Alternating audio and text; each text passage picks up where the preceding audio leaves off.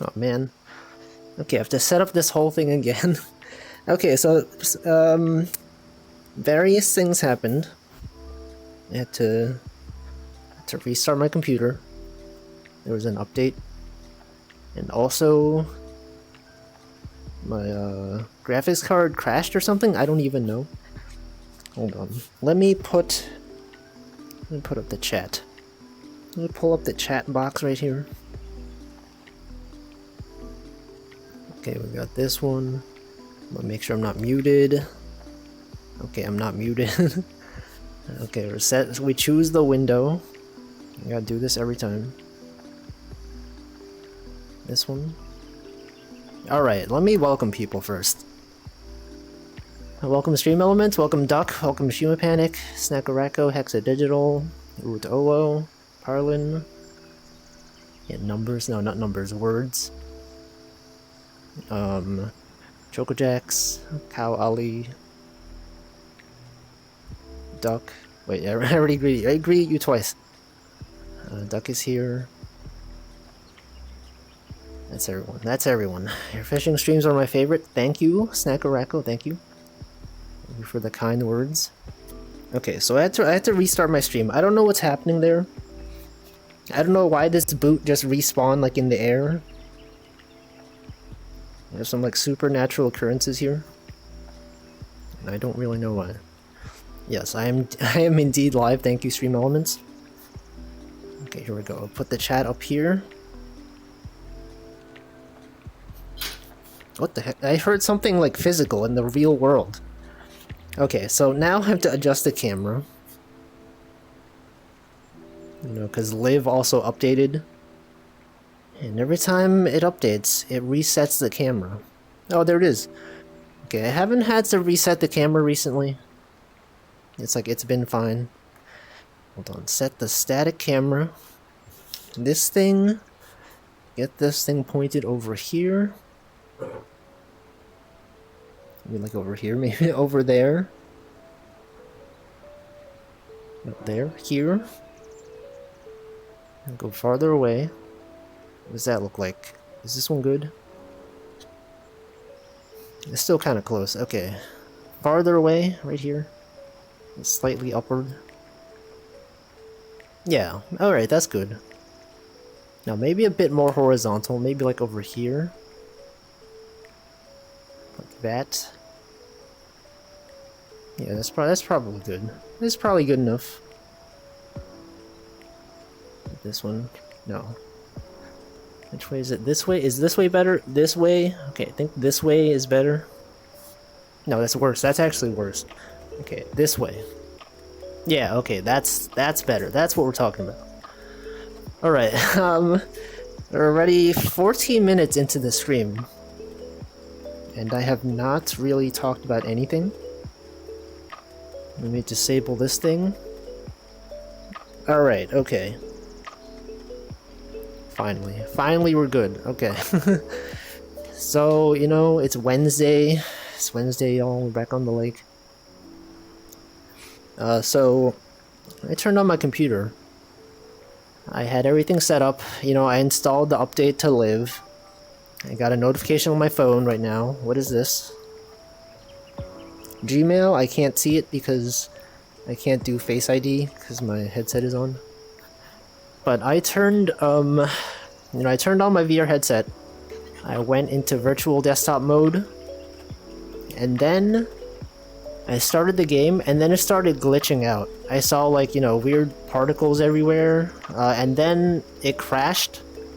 The entire VR system crashed. OBS also sort of crashed. It had like a graphics card, like, exception or something. And then it crashed, and then it ended the stream, and then I said, hey guys, I have to like restart my computer, and then I did that, and then I loaded in, and then I had to set up the camera. You know how it is. Anyone else know how it is? Also, I have to disable this this indicator. Let me do that. Let me do that right now. So, viewfinder, placement, camera, overlay indicator, turn that off. I don't need that. Now we can fish. I don't know if I'm gonna be fishing. You know, we have the fishing streams, and I don't necessarily fish on them. I just happen to be on a lake, and like there's fish down there, but I don't necessarily catch them. They're just here for decoration most of the time. And look, it's raining. We got the floating boot. We got the constantly respawning fish trophy.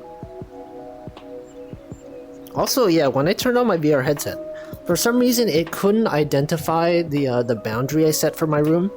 You know, so for people that have used VR, normally when you set it up, you specify like, you know, which part of your room is safe to walk around in. And you know, it usually remembers that. For some reason when I started it up today, it's like Guardian boundary not detected. Please set a new one. And it's like, oh man. It's like reset everything. And maybe this thing's respawning because it's like, maybe it's like outside of the boundary or something.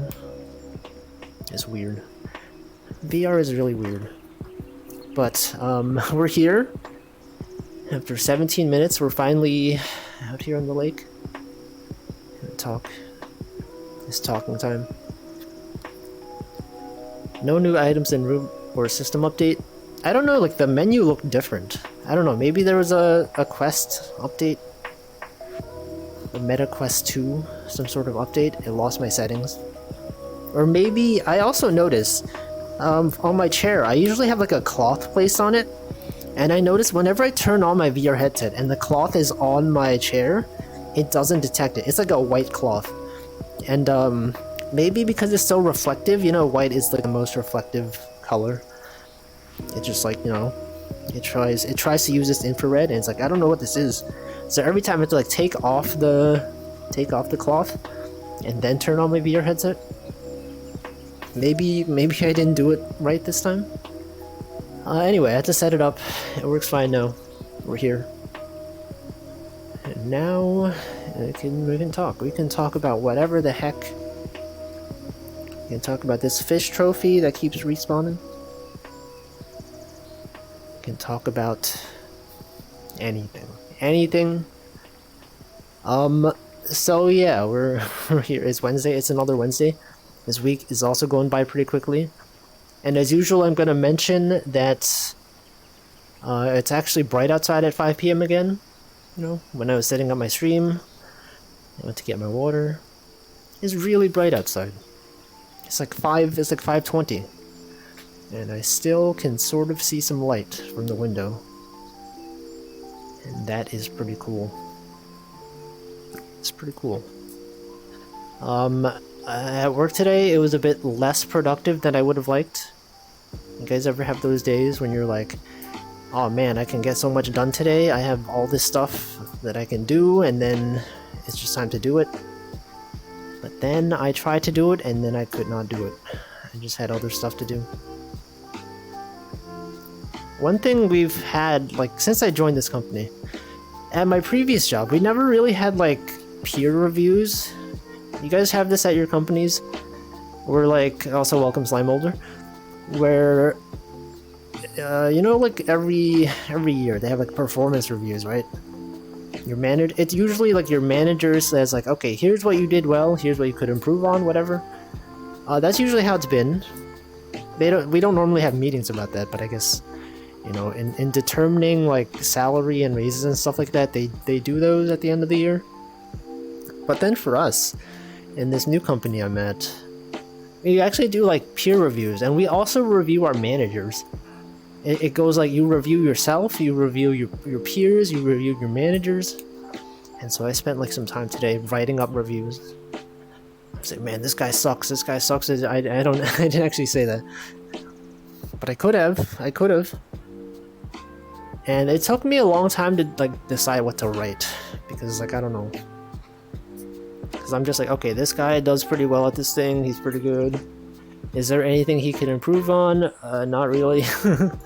What would I even say? Also welcome Unoriginal Throwaway and Nabunan. Getting things done. Anyone out here not getting things done? What are you guys doing? Your message was glitched? / a paragraph? What? I saw no such thing. It didn't even show up in the moderation tools. It was so bad that Twitch didn't even want to show it to me. Unbelievable. But yeah, I don't know. I didn't know what to say, you know? Usually when I have to like review things and it's like possibly critical of someone, I spend a really long time deciding like how to write it. Like I've talked before about how if you're leaving reviews on Uber or Yelp or whatever for the delivery person, you don't want to give them less than 5 stars because then it, you know, it affects their rating. But then, you know, you're reviewing your peers or your manager, it's like, okay, what could this person do better? What have they done that is good? And it's like, okay, they're really good at this thing, they're really smart, they're good at you know, accepting feedback, all this stuff. And then, you know, then you get to what they're not so good at. And I'm like, okay, well, I mean, they're sort of not good at this thing, but is it like, are they bad enough that I want to like write this in the in the thing? Probably not. You know, I've had this thing where like my manager is sometimes forgetful. We'll discuss things in a meeting, and then he'll just forget the next time. And then we talked about, you know, maybe add a description to the tickets, you know, so that people know what the context is. And then he's like, you know what, yeah, I should start doing that. And then he started doing it, and I was like, that's pretty good. But he's already trying to improve, so I feel like I shouldn't just say he's doing it badly, you know? Let's see, power went out from Winter Storm yesterday. Use a Quest 2 as a battery pack to charge phone. You can do that. You can just use your Quest 2 as a battery. I guess like USB-C power delivery is like, it somehow determines which thing is the power source and which one is the thing that needs power. I've seen issues where like some people, when they got like a MacBook, they tried to charge their Switch from the MacBook. You know, try to plug the Switch in via USB-C to the MacBook port, but then it ended up going the other way around, right? Like the Switch was actually providing power to the MacBook, and they want it the other way around. And I guess that happens with the Quest. Maybe it's like low, it's like high power enough. It's like lower than the other things. Who knows? Hope they make a Quest 3. They probably will. I mean, they had the Quest Pro, right? And that one was pretty expensive, but it was used by, it's more for like professionals, you know? Professional like people in the business using it for like AR stuff. But I'm gonna assume at some point they're gonna simplify it and then make it like the Quest 3 that consumers can use. I also use an iPad to charge friend's phone. Use the Switch to charge AirPods / watch. Yeah. USB-C is interesting. Like, while a lot of things have USB-C like ports in them, like not all of them are compliant. Because I noticed for the Switch, wasn't there like a whole issue where some people were making third-party docks, and you could use that to, you know, have HDMI out without needing the dock? And I think some people try using them, and it's kind of like it bricked their Switch, right? I remember that being a thing, and then people were like, oh, it's actually not really USB-C compliant. They just happen to like have the same shape as a USB-C connector. And I think I've tried plugging in like a generic USB-C to HDMI cable to my Switch to try to play it like on a TV, and it didn't actually work. Thankfully, it also didn't brick my Switch, but, you know, it's weird. You would expect it to just work, but it doesn't. Yeah, it was bricking them. Is that still an issue nowadays? Are people still making third-party docks for the Switch? Let's see, Quest 3 schematics got leaked out a bit back. Yeah, but you could never trust those, right? People are always like, oh, this thing got leaked, this thing got leaked. Well, what is the source? Someone could just make it up. Like every few times, like every time a Pokemon game comes out, people are like, yo, this thing is leaked, new Pokemon leaked, and then it's always like some fake thing. You can never trust it. Wasn't there also leaks of like the Apple headset or whatever, the Apple VR thing? And that's been going on forever. I don't know if it's even real. When is Apple gonna release their VR stuff, huh? It'll probably be like a really expensive, lightweight thing. Sadly, its Bradley is very, very, very reliable. Well, I don't know him. I have no reason to trust him. He's just, to me, he's just a guy. Just some guy named Bradley out here posting documents online. What if he just made it up? What if he was just lucky? Like 5 times in a row. Let's see, saw on an iPad site, if you get 2 iPads, if it's charging the wrong way, re-plug it in and it'll charge the other direction. Yeah, it's confusing. But like, how did they do it even before USB-C, right? Because even then you could still plug things in to the other one, right? It's not like a USB-C specific project. I'm using the Covert dock, and that is third party for the Switch. Yeah, the issue with the Switch dock is it's like really bulky. It's hard to... You ever try to like carry around the Switch dock in your like anything? It's like you're worried that it'll snap in half because of the way it's built, the plastic material. And you don't really need the whole like the thing wrapping around it. You kind of only need the bottom part. Some of them are more compact. It's pretty cool. Yeah, Source, dude, just trust me. We're working for Live. Oh, I know what that is. Live. That's this thing right here. Live. That's a thing that I use. I'm aware of it. Also, when I updated Live, it said the Live menu has moved. It's in a separate menu now, but I checked my menu and it's not there. They said it's supposed to show up in here, but I don't see it. They said it's moved, but it's still here on the ground, so I don't know. I don't even know what they're doing. What are they even doing? Just out here making things up. Like, I'm pretty sure I saw in the menu a few weeks ago that it's been moved. And it's still there. It's still here, and then I forgot my settings. If I was software, I would simply not forget the user settings. I think it would be pretty cool if they remember the camera placement so that I don't have to set it every time. But yeah, that's basically my status update. I talked about work, I talked about performance reviews. You guys ever do those? You guys ever receive performance reviews? Do your managers ever say like, here's a thing you could improve on, and then you're like, yeah, totally, I'll do that, and then you don't? Because actually I remember in like elementary school and middle school, you know how they had like part of your grade was based on participation, right? When I was in school, I basically never raised my hand. You know, you had kids that would always raise their hands, and there's kids that never raise their hands. And for different reasons, right? There are kids that never raise their hands because they really don't know what they're doing, or there's kids that never raise their hand just because, you know, they're quiet and they don't like to talk that much.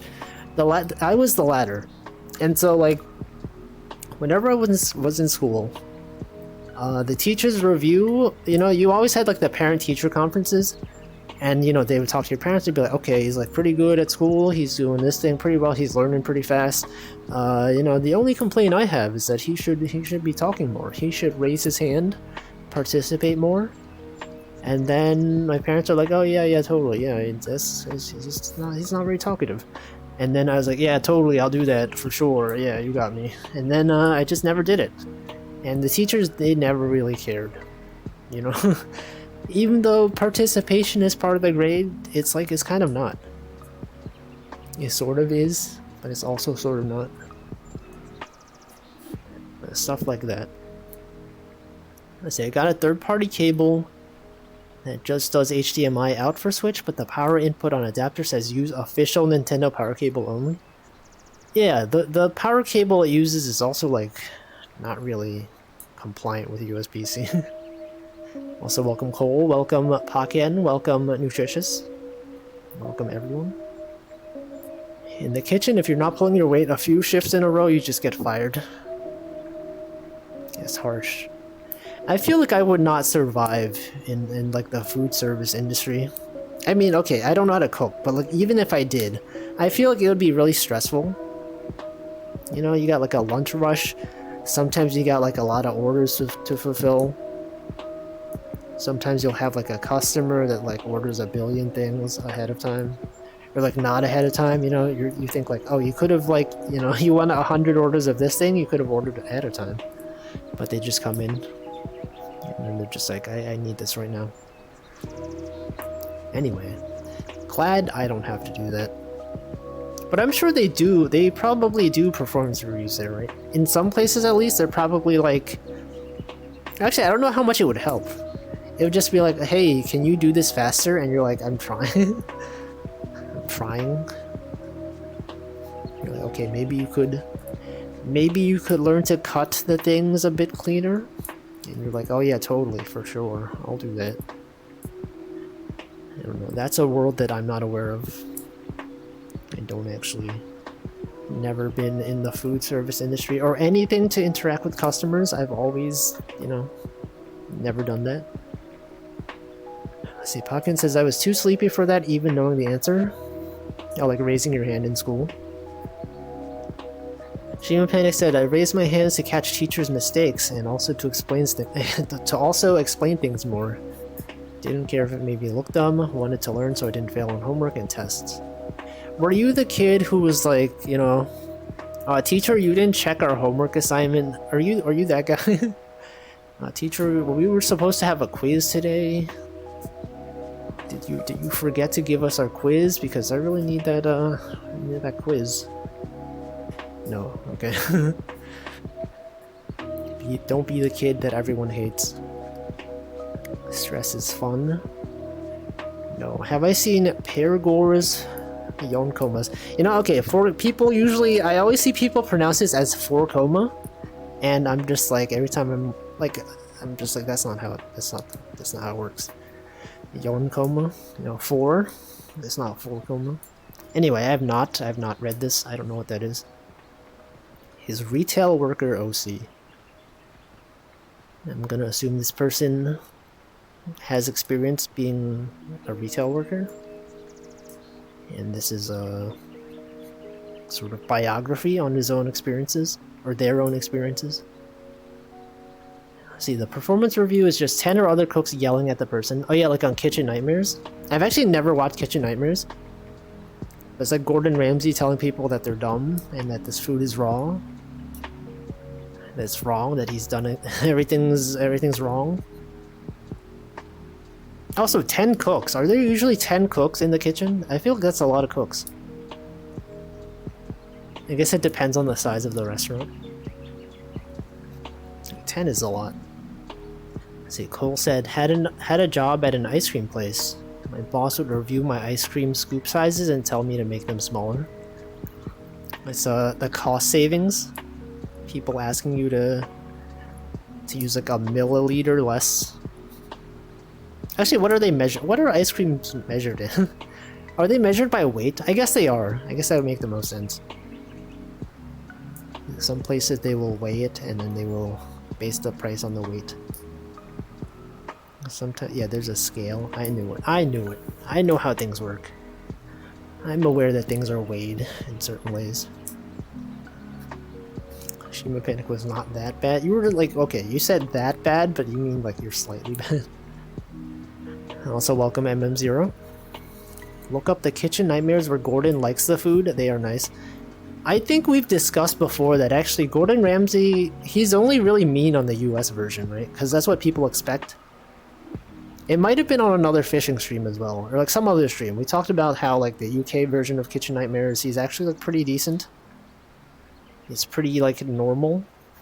And then he just ramps it up on the US version because people expect him to be angry, to be the guy who yells. He has a reputation, you know, in the US. He's probably fine. Let's see, full crew is 15, but we are short at the moment. Dang. 15 cooks? Okay, you said 10 cooks. 10 cooks, but 15 full crew. There's like 2/3 cooks. I guess the size of the restaurant. Work in fine dining. Okay, I guess, yeah. I guess they do tend to have... I don't know. I don't think I've... I don't remember the last time I've been to a fine dining establishment. But actually, what is... Is there like a cutoff between something being like regular dining and fine dining? Is it like as soon as you have candles and like people wearing like fancy suits, does that make it a fine dining place?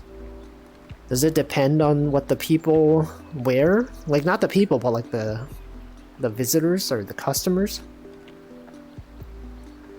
You know, if you have something that's like basically it's like a fine dining place by every definition, except the people are always wearing like, you know, t-shirts and shorts, is it still a fine dining place? Or like what if it's just a regular dining place and people always come in with like suits? Just like a burger place, you know? That make it fine dining. $100 to $200. Okay, yeah, I guess. Okay, yeah, the price of the food maybe. That would also be a thing. That's expensive. Also depends on the type of food. Because like, you know, in Japan, if you go to Kobe, there's a lot of places that I guess would not be considered fine dining, but it's like Kobe beef and it's like generally expensive. You know, you just go in there wearing a t-shirt and it's fine. Menu does not have prices because if you have to ask, you can't afford to eat there. I hate when places do that. And I guess it is a signal that if you don't know the prices, if you need to care, then you're probably not supposed to be there. But like every time I go on a website and I'm like, I wonder what this place has. And then I check the menu and it's like, oh, this seems pretty good. And there's no price. Or at least like market value or like market price or whatever. Like this is not for me. This is too much. I'm concerned. Now, let's see, Mr. Krabs type behavior. Also welcome Nino. Yo, I'm fishing. Every fish, not every fish, just some of them. Let's see, Cole says there was a scale for measuring weight. It wasn't priced by weight though. For ice cream? It was just measured by like the number of scoops. No, I think typically, yeah, if you're buying ice cream, I would expect it to be based on the number of scoops rather than the weight. I've also heard that apparently in a lot of places they have like a small size and a large size, but the large size and then they have like a medium size. And the reasoning is that the large size is too large and so it convinces you to go buy the medium size, you know? You're like, I want to buy a small, but that seems too small. And then you're like, okay, but the large is too large. And so people gravitate toward the medium. It's marketing. That's how marketing works. That's how I got my PhD in marketing. Let's see, Nutritious says, anything that isn't Waffle House counts as fine dining to me. I don't think I've ever seen a Waffle House. Like I've been to a Denny's. Is that the same thing? Is a Denny's comparable to Waffle House? I've seen an IHOP. I've seen an IHOP. I haven't been to an IHOP, but I've seen one. But I don't think I've ever seen Waffle House. See, the menu doesn't have prices. I already read that. I already read this comment. Also, yeah, I'm not actually fishing. I'm just on a lake. Notice how the title of the stream didn't have the word fishing in it. It just said say words in chat or whatever. Let's see, it's dumb. The raw materials are like $15. This is why I want to teach people how to cook, to stick it to the man. And yet you participate in society? Very interesting. Very interesting. Yeah. I don't know, that's usually how things are, right? Like, if you think about all the big manufacturers, they're making stuff and, you know, it costs much less to make them. It's about the brand, you know? The brand. Also, sometimes I think about, like, grocery stores, right? You can sell like a bag of chips for $1 or whatever. But you have to sell so many bags of chips to make, you know, make up the cost of rent. And I'm just thinking, how do they do this, you know? If I go into a store and I spend like, you know, 50 cents on something, they need to make like a few thousand sales to make any money, right? And then they have to pay for rent, they have to pay for the employees, they have to pay for like the deliveries and all that. Like, how does it even work? They're just selling like small things. They should be selling the bags of chips for like $10. I mean, then no one would buy it, but you know, you only need to sell one of them. No, they shouldn't do that. See, no such thing as too large of a portion size. You know, okay, so I think the first time I went to Japan, I know some restaurants in Japan, they actually have, it's like you can pay the same amount of money for a small size, a medium size, or a large size. And I thought that was really weird. I don't know if this is common in other places, but when I went to Japan, like if you go to like a curry place, one of them, like, you know, you would buy a curry and then you would specify, you know, the size. And it's like 1,000 yen no matter which one you chose. And like, okay, why would I choose small if I could just get a large for the same price? Also consider there's no takeout in Japan usually. What you buy, you kind of have to finish there. Or you have to like throw it away if you're not done.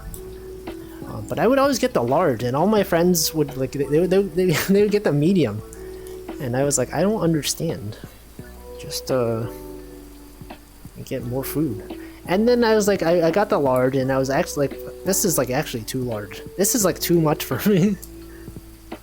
And then I've learned, you know, okay, just order the medium. But if it was in the US, you know, and you had takeout, I would order the large, and then I would have just ask them for a takeout container. Also, some places they give you free rice. Free refills of rice. Infinite rice. They have like a lot of rice in there. See, MM0 says, I live in Florida. Anywhere you go, people have all their clothes on. It's fine dining. What? What is that like? What is Florida like? What's it like to be in Florida? Also, welcome, Margo. Florida. Infinite rice. Yeah, you just request rice. They'll give it to you. Also, wait, you got verified? Wait, was that recent? I feel like I was in your chat the other day, and then I did not see the verification. Yeah, that's pretty cool. Congrats if that was recent, or maybe I just didn't look. Now let's see, Waffle House is basically IHOP or Denny's, but without the pretense. Is IHOP and Denny's considered, is that considered pretentious? If you see people going into Denny's and you're like a Waffle House regular, you're like, oh, look at these people. They think they're so fancy. They're Denny's and IHOP. I don't know. I wasn't aware of this. Isn't there also like Waffle House is famous for like when there's hurricanes, people always go to Waffle House. They have like a special hurricane menu because they're like always open all the time. Let's see, normal markup for food is around 250%, and that lets you operate at 15 to 20% profit. Yeah, like 15 to 20 feels kind of low though. I don't know, it's like it costs so much to own a restaurant. You gotta work for so long to get any sort of money. And they underpay their workers, you know, because they depend on tips, usually depending on the country. Let's see, Hexadigital says, oh, this is really loud. I feel like that thunder was louder than usual. One of my friends owns a grocery store. They have very small margins on things like packaged food and produce. They make most of their money from things like the deli or from alcohol. Oh yeah, I guess alcohol probably sells for a lot. Isn't it also like cigarettes? Like cigarettes, alcohol, vape, stuff like that in grocery stores tends to sell for the most? That's what I've heard anyway. and the other stuff is just to get you in the store. It's like Costco, right? Costco rotisserie chickens, and also the hot dogs. They're to get you to stay in the store, and then you get to spend more. I've also heard that apparently they put the Costco chickens in the back of the store, so that it forces people to walk through to get it, and they're like, "Oh, look at this thing! I might want to buy this." Same thing for like IKEA. I think they put the. I've never been to an IKEA. They've got like food in there. You gotta walk through all the furniture to get to the food. Maybe you're like, I want to buy get some meatballs, and you're like, ooh, here's a lamp. What if I get this lamp? That's pretty cool. Throw the food away. That's a thing they do there. It is true, they do that. Real life Florida man. Oh yeah, I also have to put into my mental notes that MM0 is from Florida. I have my mapping of users in chat to their location. Okay, noted. MM0. Florida. Slime Molder, Colorado. It's a week ago? Yeah, congrats. Never been to Waffle House, but every Waffle House stand... Are there Waffle House stands? They're just like, they refuse to go to IHOP. They refuse to go to Denny's. What other places are there? Those are the only ones I'm aware of. Denny's, IHOP, Waffle House. Is there another like pretty well-known waffle related chain?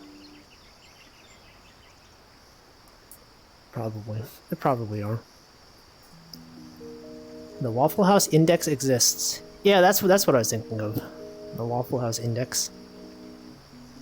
Food margins are slim. True. I think smoked stuff has high margins as well, but they don't carry those. Yeah.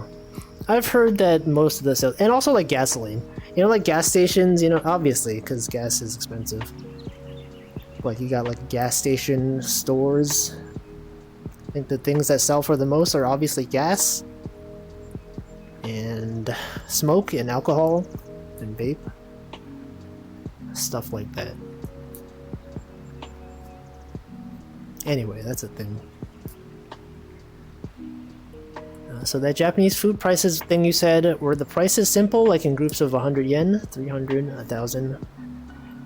Japanese food prices. It was like one... I don't know, it depends on the store. It was usually like around 10,000 yen. Or like, no, 1,000, 10,000, okay, 10,000 would be too much.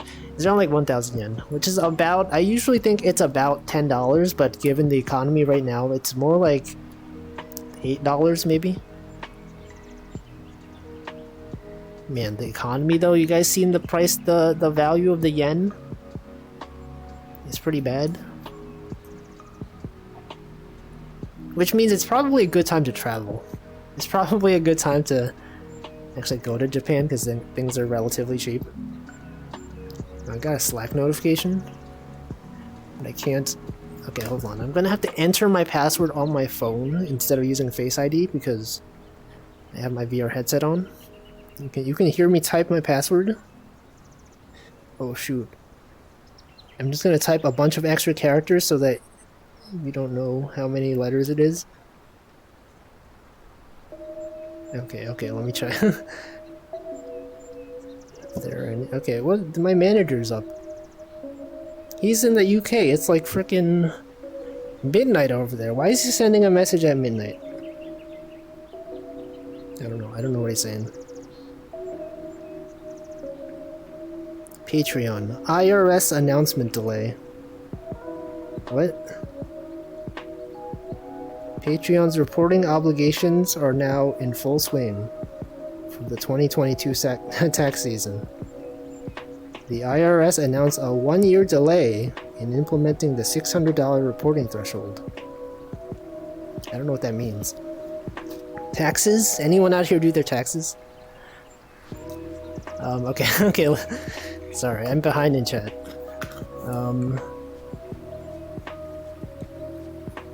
IKEA sets up their store as a one-way route, so you enter one door and walk through the entire store. Yeah, that's what I've heard. That's what I've heard based on a YouTube video that I've been recommended. A YouTube short. I guess it makes sense. Probably. They make it like a maze. You have to see everything. Village Inn, I've never heard that one. Not different groups like 750 or 425. 425 yen, that's a really specific price. I don't know, like every store does it differently. I guess it depends. See, Marco says, I always try to tip a lot when I buy scabs because of it. I've seen some people like buy some scabs and it's like so cheap. I've seen some people do like, you know, 5,000 yen scabs and it's like an entire like rendered video. You know, some VTubers have like a video intro. And I saw someone commission one recently. It's like, oh, this thing is so fancy. And then I looked at the price and it's like, what, you're doing all this for like $40? What the heck? Like, it's the art, you got the animation and everything. Like, people better be tipping these. I don't know. I've never used Skeb, but I've seen some people commission things. See, Choco Jack says, I still have yen from 5 years ago, so that I can make an earning. I always consider, like, you know, if you go to Japan and, like, the yen is not doing well, maybe convert your currency there, and then the next time you go back, just keep it. I still have, like, 10,000 yen in my wallet. I've never taken it out since my last Japan trip. It's still in there. Every time I look in my wallet, I pull it out, I'm like, oh yeah, I still have this. And then I'm reminded that I can't use it because travel is not a thing. I mean, I guess it is a thing now. But not as much. Also, welcome Luke. Luke Zaid. The flights to Japan are crazy expensive. Have they been recently? Have the prices not gone down? I don't know. I feel like flights are probably emptier now. Let's see, why is something constantly dropping from my shoulder? Oh, this? I don't know. I talked about this earlier in this stream. I think my VR boundary got messed up. This usually happens when something spawns outside of, like, you know, where I'm supposed to be standing. Here, I'll grab it. I'll put it down over here. Maybe it'll stop. Yeah, okay, it stopped. And also these boots are floating for some reason. Also this can. I don't really know why. That's just how they're like. See, that feel when everyone else's economy is struggling even more than yours. Yeah, in this economy. Love when the US dollar is stronger compared to other places. T. Cole says, I'm trying to do my taxes, but need to wait for one more form. What if they never get back to you?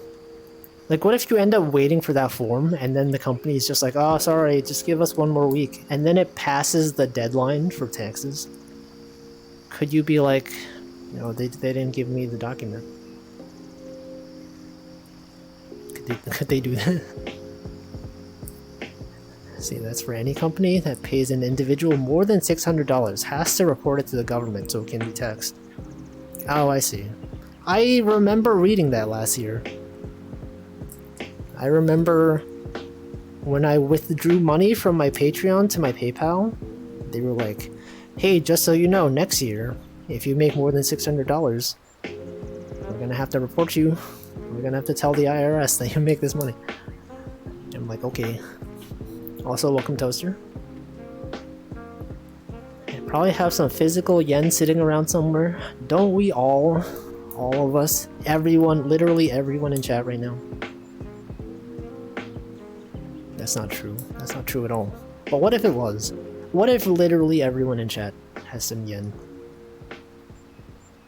Say, Shima Panic says, me and roommate cash app each other for expenses / rent. Don't need to be taxed for not going to ATMs and not wanting to get mugged for cash. Yeah, I think stuff like that is usually exempt. People that just use Venmo to pay each other. I don't know. Maybe.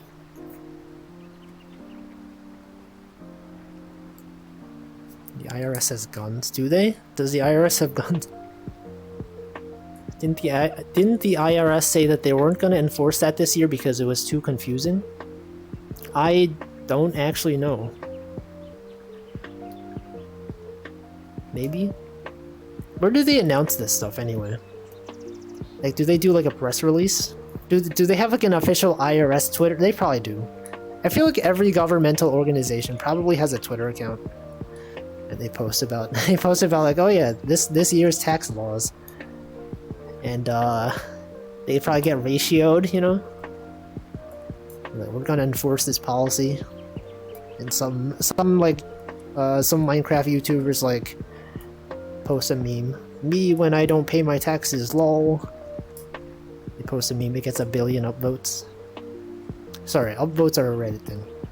1 billion likes. Stuff like that. Japan enjoyers.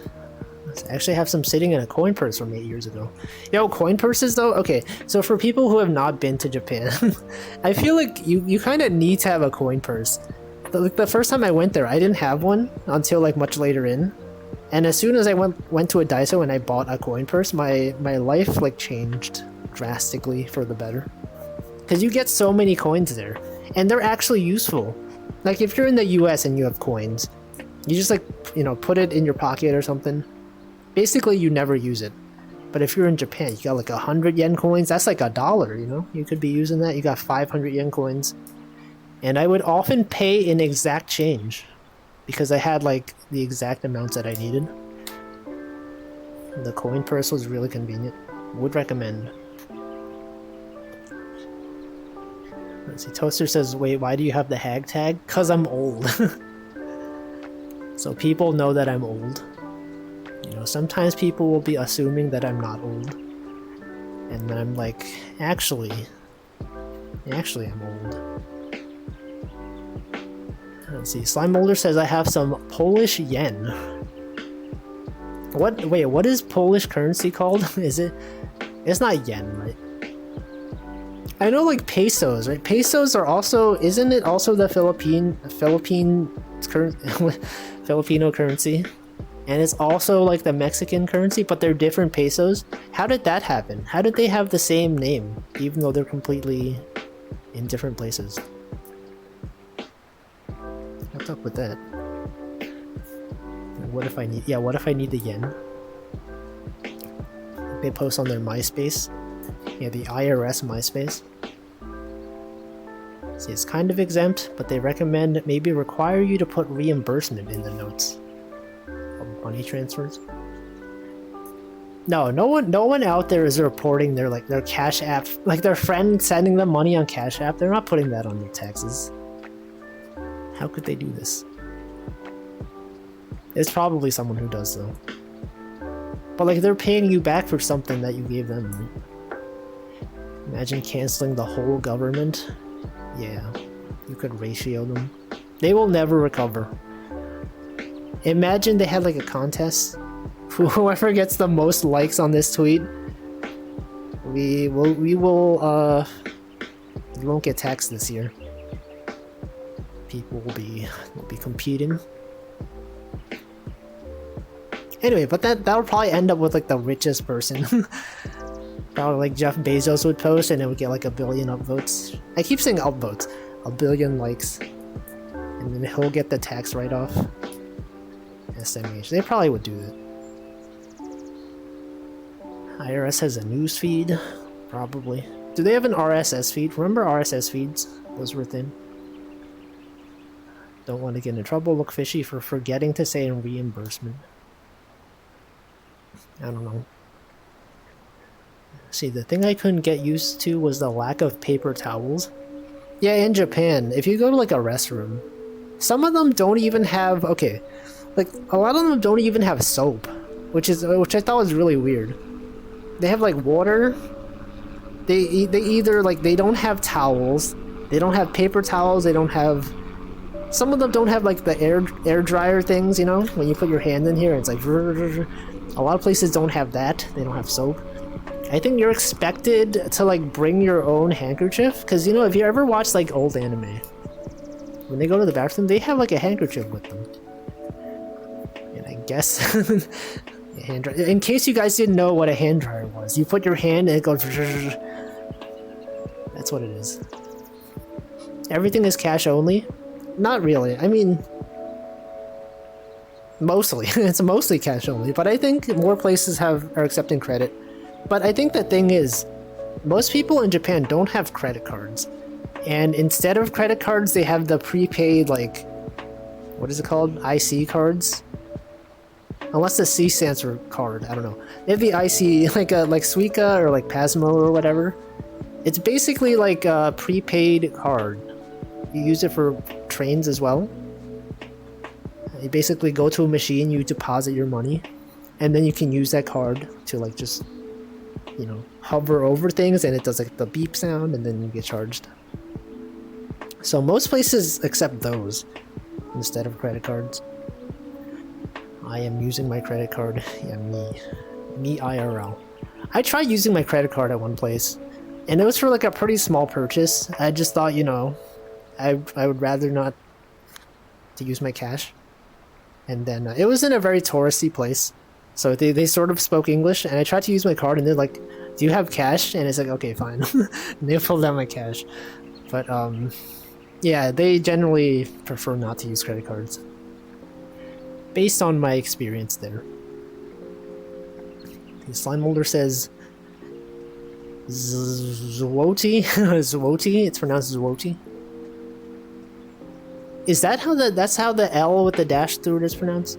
What is the name of that character? L with the dash. Poland uses the zloty. Spain used to use the peseta. So their colonies use pesos. Oh, that's the origin of the Philippine currency? I had no idea. See, I still use RSS feeds for keeping up with most of the blogs. People out here reading blogs. I used to have a blog. Remember blogs? It's a thing that people don't even use it. People just post things on Twitter now. Or Facebook. WordPress. I still use WordPress. That's where all my animations are hosted. My old blog was in WordPress. Before I moved over all my my personal notes to Logseek, I had like a private WordPress that I used. But I used to have my own WordPress domain. Like now I just use the free WordPress because I don't like hosting my own stuff anymore. But the stuff that's hosted for you, they messed up stuff. Like actually, let me show you guys. I have the free WordPress called where I host all my animations. It's like WolfieGIF or something. WolfieGIF.wordpress.com. This one. So I post all my animations on here, and it's been working fine. I mean, they show ads here, but you know, if you have ad block, it's fine. And what I noticed actually, at some point they started resizing the GIFs that I had already uploaded. And they all started blinking. This is probably like seizure inducing for people. Like I don't know why, like they just all started blinking. Like why did they do this? I didn't do this. They were working fine. I had to like re-upload a bunch of them to get them to show up properly. But I have so many things uploaded on here. And like I don't feel like uploading like every single animation again just because they felt like changing something. But also, this is like really bad. It looks it looks really bad. That's a weird thing. Moonybug, thank you for the 4 months. Yo, 4 months.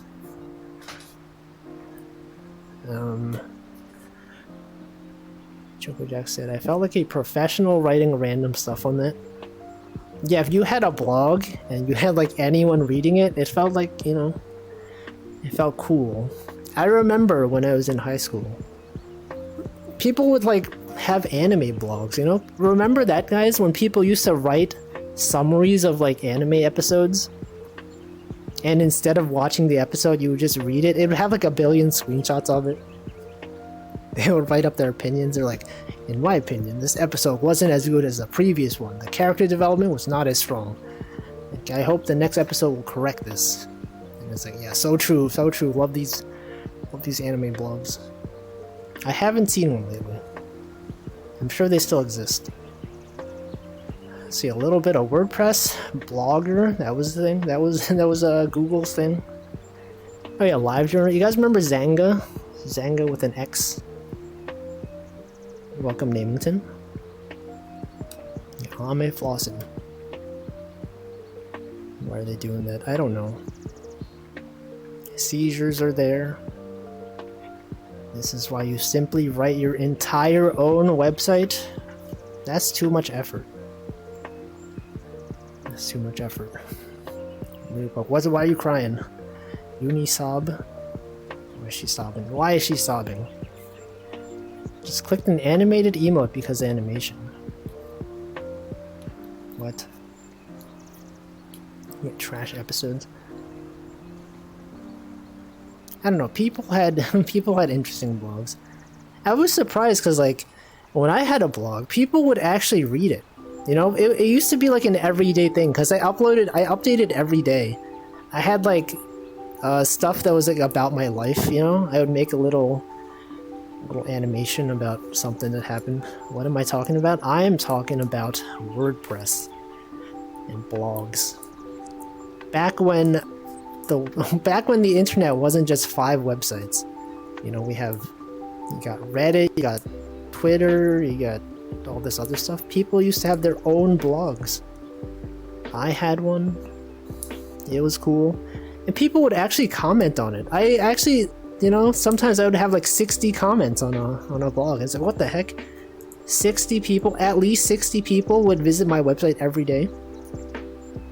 And it's also like, you know, like nowadays, everything is like centralized. You go on Twitter, you can read posts from everyone. But then, you know, like when everyone had their own blog, you either needed to use an RSS reader, or people would like physically, they would like have your website in your favorites, and they would like every day they would go there. And that was cool. It's cool stuff. Let's see, they kind of moved over to early YouTube. They kind of dropped off 2012. What was this in response to? Anime blogs? Don't even know. Let's see, Uso, Poggers, translators note, Uso means lie in Japanese. But you probably meant you and then so. I used to pay attention to the visitor counter on my sites. Sometimes it would refresh to artificially inflate. Yeah, that was a thing as well. Remember that?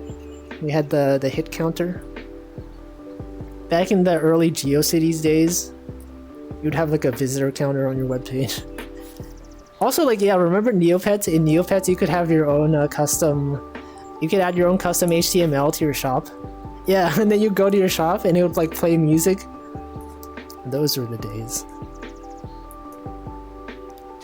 Just like embedding random stuff you found on random websites. Like, that's not allowed nowadays. Because now we actually have like cross-origin resource whatevers, where you can't just embed random images and stuff from other websites, because like inherently that's not safe, right? If you're on like a Neopets website, back in the day you could just load random like snippets from other websites. You could hotlink images. Not anymore. You can't do that anymore. You know, it's like, it's insecure, because when you make a request to the server, they know your IP address, they know that you call this endpoint. That's not safe. Yeah, the anime blog's true. You guys remember the adoptables where you had to beg people to click on them? In Neopets? I don't remember. I know of the term adoptables. I think people still use that for like original characters, but I forgot the context of in Neopets. Was it like you click them and then they grow up? Is it like, okay, every time you click it, you're like feeding it and then it gets stronger? Egg adoptables? Was that a thing? That sounds vaguely familiar. I don't entirely remember what it was. DeviantArt. I don't know. I think they're probably still a thing. Let's see. Cole says, back when you could learn how to make websites by looking at the source of things. Oh yeah, now if you look at the source of something, it's just like a ton of like client-side generated JavaScript. A lot of like minified JavaScript. A lot of the CSS classes don't make any sense because they're like generated. Server-side rendering with client-side hydration. Anyone understand these buzzwords? Virtual. Yeah. I always see you post this emote. I don't know what this is. What is this emotion? Sit. Sometimes I see people posting emotes. Like, what is that supposed to? It's sadness while sitting. Let's see. Let's see. Is that generally what... Okay, I know some sitting emotes. A lot of sitting emotes right here. Actually, Mooneybook has a sitting emote. I've seen that. I've seen that. There's one where she's standing. It's the sit emote, except modified so that she's standing. It's based on a sad sitting peepo emote. Dang. That peepo is everywhere. It's always there. What is this emote? Party? Party emote. We're gonna do this thing where I just identify emotes again. I see a lot of people have like these tail emotes as well. They're always meant to be combined with another emote. So I mentioned, I forget, like yesterday or 2 streams ago, I mentioned I was like thinking of other animated emotes I could do. I was like, what if I had a shakes my head emote? SMH my head. Because I have the nodding emote. I need one that's like this. The eyes closed. Welcome Bone Miser. Yeah, I think it'd be useful. Many people would use it. I would use it. Miss you, dude. Thank you. In desperate need of a no emote. Yeah, everyone's out here having their positive emotions. You gotta have one that's like no. Someone has to say no. I've never seen someone with like a shaking their head no emote. No, that's not true. I think Swirl Drop has one. I use Waffles not all the time, but I want to be able to say no. Yeah. Actually, I have for my line stickers that I have one that's like basically the same thing except larger. Wolfie line stickers.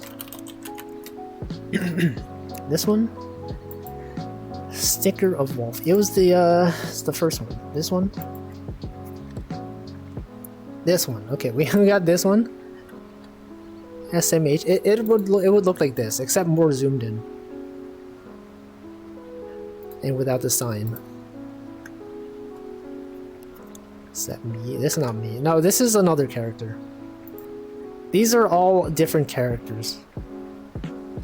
Different original character.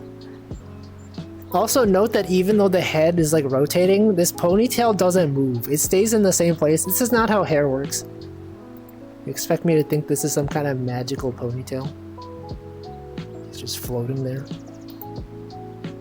No, but that is a different character. This one, sticker set number 2. This one. I have these uploaded on Discord. If you want to join the Discord, you can use these stickers. Unfortunately, I could only upload 5 of them.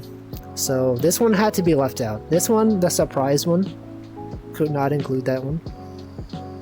I feel like this one's probably not used as much.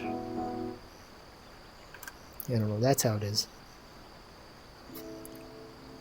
See, I've seen some Nopers emotes, but only in 7TV or BTTV. Yeah, I think I've seen one of those. It would have a look of disapproval or disappointment or disgust. It would look just like the other one. I would probably call it SMH my head no. It could be used to express disappointment or just saying no. You know, you name it. Give ponytail. It's a different character, it's different. Also, not to imply that I am a character. No, this is just me in real life. Immersion.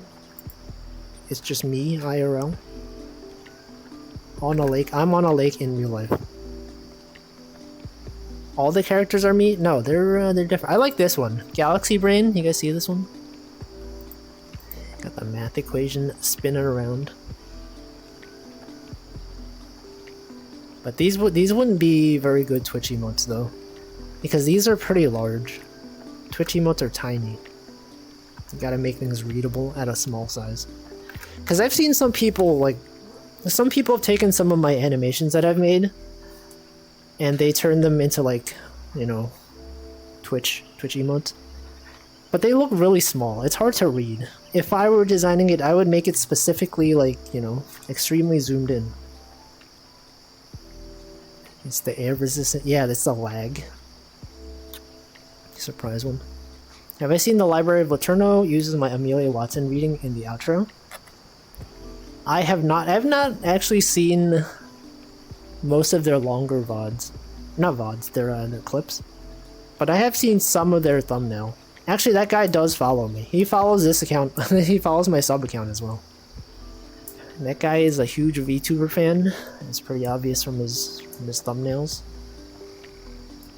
It's cool though. We need Galaxy Brain on Twitch. I think Northern Line has one. He has a Galaxy Brain emote, but no one ever uses his emotes. Cause they're like not actually very good. Here's this one. Everyone always uses better Twitch TV emotes in this chat. Twitch emotes are difficult to make. It's true. It's true. Like, I feel like it's easier to make a line emote. Because these show up so large, you know? It's hard to misinterpret something that's just that's this large. But in a Twitch chat, you know, people are posting hundreds of them. And they're so tiny. And I think a lot of them, like, you don't know what they're actually trying, like, what emotion they're trying to say, unless you actually hover over them and you're like, oh, what's this one? Oh, it's this. And then you're like, I guess that makes sense in retrospect. Get a lot of use on Picross streams. Yeah. Galaxy Brain. Imagine if Twitch added stickers in chat.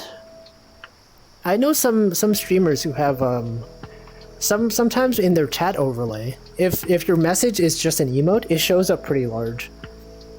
I just use, I don't know, the one that I have doesn't do that.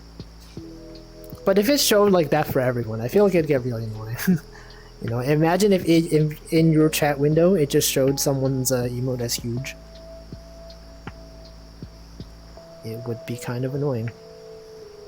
It doesn't look galaxy enough. Yeah, it's hard to, it just looks like he's blue. You know, blue man group. Don't even know. It's an art to get an emote small enough yet still be able to... Sorry, small enough yet still be easily understood.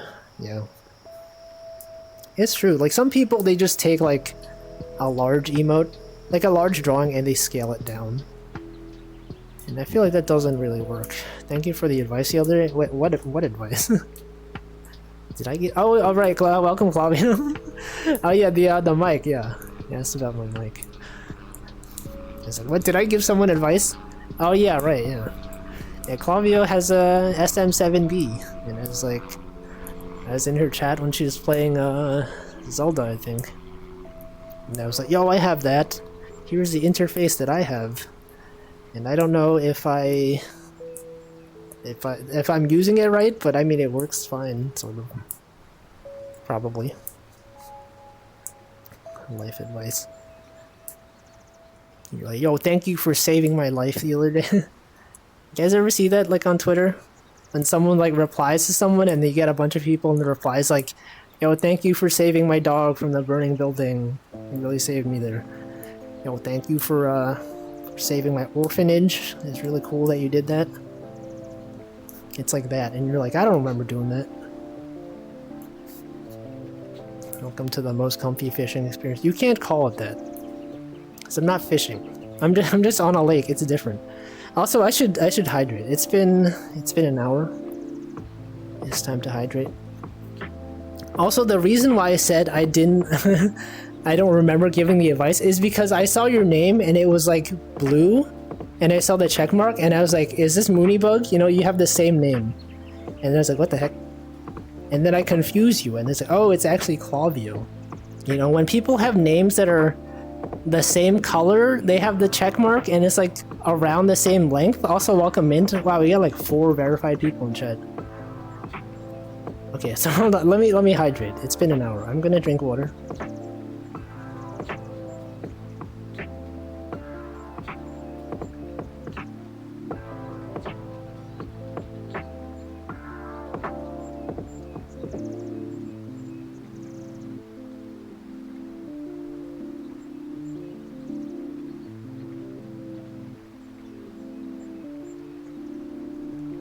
Alright, I've hydrated.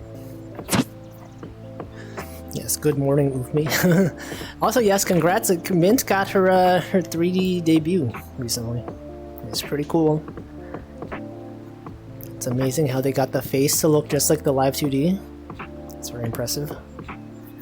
Now you can do VR fishing. Now you can buy this game. You could be on this lake with the radio. Also, make sure to change the song on the radio. The default radio stations on this this radio, some of them are content ID matchable, but they have an option in the game to upload your own songs. Well, not upload. They're just like a directory you put them into.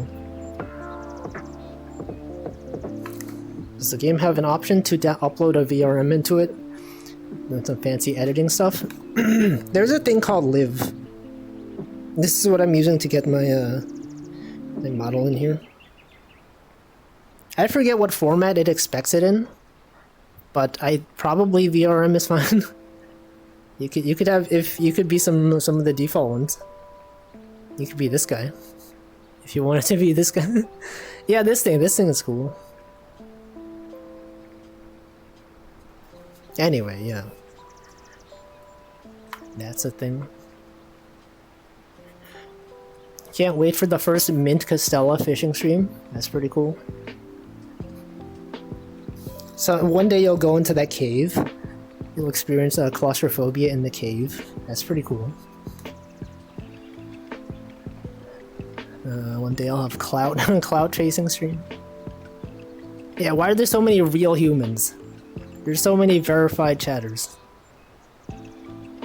Does this game have an option? I just read that. Okay. What distance do you have the mic from you? I assume. Oh, this is my VR headset mic. Yeah. This is not the actual mic that you have. The weird thing is, like, some people say this mic actually sounds clearer than my my expensive desktop mic. But I think probably, I don't know, maybe my voice isn't as suited for that type of mic. I don't even fish. It's true. I'm just out here on the lake. Not even fishing. Businessman. No, it's just a guy. He's not even a businessman. We can go over the default Live models. Here, check it out. We got Olympian Owen. This is like a Wii Fit looking guy. We got Destroyer Darnell. Check it out, it's me. We got Overseer Aphrodite. Some Apex Legends looking guy. Reginald Regina. Operator Buttons. This is one of my favorite ones. Modest Madeline. Yo, look, we got the what is it, the gingerbread man? We got the cool. Okay, like I'm moving my legs, but you can't see it. I tried to like raise my leg. You can't. I don't have leg tracking. You can't see it. We got Detective Mills. I forgot. Okay, there was a stream. There was a stream sometime last year where I messed up this guy's settings. This is why he looks like this. He doesn't normally look like this. I did this to him. I didn't know it saved the settings. Okay, we got Chieko. We got Helmet Man. This is some Call of Duty looking guy. Default Live model. We got O-shape avatar. Isn't this what's her name from Horizon Zero Dawn? Yeah, Synth Riders. And there's me. This is me. Actually, this is the old me. Okay, this is the old me. Or my hair is extremely red because it was like inaccurate. This is the new one. It's better. Improved. Anyway. See, Mint said, I found some fishing world in VRC. Yeah, I feel like I thought I would play VR chat more than I actually do. You know, that's like the game you typically think of when you think of VR. But I'm rarely even on there. The thing I don't like about VR chat is that to upload your own avatars, you need to have like a certain amount of trust, you know? I forget what they call it. They have some sort of like reputation system in the game. And so like the person who updated my model, like he sent me the files, but I can't actually upload them. I have to like tell my friend the way I got my old model in VR chat. I had to like have a friend, I had to like send it to my friend and she had to like open it in Unity and stuff. It's confusing. I didn't know what to do. Let's see, Moonybug says the mic on my Valve Index gotta be the best mic I've ever used. Surprised they haven't dabbled into the microphone scene. I feel like so the thing about VR headset mics is that I feel like it's more consistent to get audio out of them, because usually it's always a fixed distance away from your mouth, you know? Like if you have a mic on your desktop, it's always like, you know, you could be moving around and it's at like a different distance. It's got to account for that. But like if you're wearing a headset, you know, your mouth is always basically like a few inches from it. So it's like it's consistent, it's predictable. They could optimize for that. It probably makes sense. I just assumed. Also, welcome Atlas. I didn't realize that was a mirror. No, it's just a duplicate version of me. Fat head next to all these characters is funny. This is funny to you. This is funny to you. Also, yeah, I don't usually realize how the proportions of this model, unless I compare it to like, you know, a regular looking human. I'm sure if you saw someone else play this game and they had their model loaded in, you're like, whoa, is the boat bigger? No, it's just like, I'm just huge. That's how it is. It's cool. Also, welcome Hamflow and Escapade. Yo, he put the words in the chat box. It's a pain. I forgot what that was in reference to. It's cute. Thank you. Also, welcome Robomoon. Off debut. I will never do a debut stream. You know, I'm always constantly pre-debut VTuber. It's me pre-debut Wolfie. You know, you will never know what my interests are. You know, everyone has their debut stream and they're like, "Here's the anime I like. Here's the games I like. Here's my lore." Not me. I'm just out here. You gotta discover it organically by watching my streams over a prolonged period of time. And then you could be like, well, based on this information, you know, you work backward. You're like, okay, these are his interests. That's how it is. I'm actually like 6 feet tall. It's like close enough. You know, usually, if I do my calibration, you can actually see my real height. Because like if I'm doing this, do calibrate, it'll say my height. It usually doesn't matter, but I've seen some calculate. Okay, you got the T-pose. Like, yo, height doxed.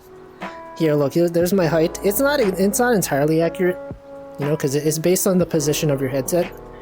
It's got your arm span doxed. But I've seen, I think one time Pomu was playing VR chat, and there's a menu that shows your height, and she didn't expect to go into that menu, and everyone was like, "Yo, how is she so short? What the heck? Height doxed? How is she so small?" Sorry, I'm trying to exit this menu. It's hard to exit this menu sometimes. Okay, that's fine. Let's see, my 3D one was the first one I ever did. It was fun. I should do it. I don't know. It's like, you know, I gotta make slides. I gotta think like, okay, what's worth putting on there? I don't even know. Actually, Koopa channel. She did a debut stream sometime last week. She had a Wolfie model. It wasn't made by me, but it was there. Let's see, Moonybug says, I don't think debuts are that interesting anymore. I also agree. I think they tend to go on for too long. Right? I like the way Niji Sanji Ien does it. where it's basically like 20 minutes long, 20 to 30 minutes, and then they just raid into the next person. Like when Hololive does sorry, I can't talk. When Hololive does them, they're like an hour long, and I feel like by the first 20 to 30 minutes, you kind of have the gist of it, and then they're kind of just stalling for time. You know, that's the impression I get. And I don't know. I don't even watch all of them anymore. There's just so many. Yeah, true, so true. Or then a 6'4"? No. Yo, imagine if I was 6'4". What if I was standing on a chair? You know, what if that showed my height, but I was actually standing on a chair right now? I could be like slouched over. I could be crouching. I could be here. I could be this tall. This could be my real height. I could have been wearing stilts. You know, now I'm clipping into the chair. Well, I'm standing up. Also, welcome Chevs. Slides. Oh, slides like a slide. See, Wolfie like 8 inches taller than me. Am I? I saw the so Niji En or Lazulite. They had their 3D debuts, and it's like, whoa! How's Finana is tiny? How's she so small? How's she so short? I actually think sometimes for corporate VTubers, they have to canonically change their height because, you know, they have to make their 3D model around the same height as they are in real life, otherwise it looks weird. And so there are times when a VTuber will have a certain height at debut time, and then like around when they're about to 3D debut, they do like they retroactively change their height. It was like, oh, actually this guy's taller now for no reason. Just, you know. And you know, oh, this means 3D debut coming up soon. That's how it is. Let's see, my attention span said no people happy. Yeah, I don't know what that emo looks like. Sometimes people just say better Twitch TV emote in chat. I just have to like imagine what they are. Well, become boat. Can't wait for debut clips instead of watching the OG debut stream. Sorry, honestly wait for debut clips. Yeah. Their debuts are too long. I feel like they should be shorter. And if people are interested, they can watch their other streams. It makes sense. Yeah, the height. Going from 5 feet to 6'4" to prank the audience. Yeah, what if there was like a VTuber and you think they're like tiny? Turns out they're like, you know, 7 feet tall. It's gotta happen one day, you know? There's gonna be someone who's like, you just think they're like, you know, 5 feet, and then suddenly their lore changes and they're like, oh, actually they're like, you know, they're like 7 feet tall. And you're like, that's a joke, right? They just happen to be that tall. But then they do their 3D debut and you're like, whoa, they're actually this tall. They're actually like a basketball player. It'd be awesome. See, because 7TV, Better Twitch TV have emotes that are on every channel you can use. Is that one of them? People happy? I remember one of the first messages that I left in Moonybug's chat. I said the word yeah as part of a message, and then I didn't know like yeah was like a 7TV emote. It's like a cat like looking at you. It's like, what the heck? I didn't mean to do this. And I don't actually have 7TV. I just saw it show up in the chat, and I said, what's that cat doing there? Just replace regular words with emote. Like the word the. It actually happened to me. Wait, which one? Becoming 7 feet tall? What? 30-minute debut is the way to go. State your name, likes, what you plan on streaming, your social security number, your favorite food. Yeah, they should do that. They should do that. Imagine having your model be taller than you are. I'm sure it happens a lot. They just make people large. Also, welcome Chicken Coop. How do we get a 3-foot tall model? You could just arbitrarily resize stuff. Actually, I can do that, you know? in this software, you can just set the height. You know, you don't have to calibrate it to your real height. You could set manual height. You can make it. You know, I could. Oh, holy frick! I could be this tall. I could be. Also, the arms are scale. The arms are to scale. You can choose not to match arms, and I'll be here. You can match the arms. You can match your height. What the hell? Holy frick. Yo, what am I doing? Look at this guy. How's he doing this? You can match height. Don't match arms. Okay, set the height. Increase the height. Oh, okay. What did I have this set at? Holy frick, look at this. How is he so strong? He can beat up the bear. Brawlic. Is that a thing people say? Brawlic? Also, welcome Matthias. I've been working out. No, I just became smaller. Look at this guy. Look at this guy over here. What's he doing? No, okay, what was... I was at like 1... something. I forgot my settings. It was... okay, it wasn't this. It also wasn't this. Also, why is my height like... am I like floating above the ground? Yes, I am. For some reason, I'm floating above the ground. Okay, cancel this. I didn't mean to do that. Oh, now I'm clipping? Wait a second. I'm just floating? I'm just floating now? Okay, I forgot. Oh, floor offset. Okay. No, floor offset 0. Cancel that. Is this right? Did it get messed... hold on. Did it get messed up when I like... when I crouched on the floor like this? Did it think that I was actually like hovering? Reset. Reset.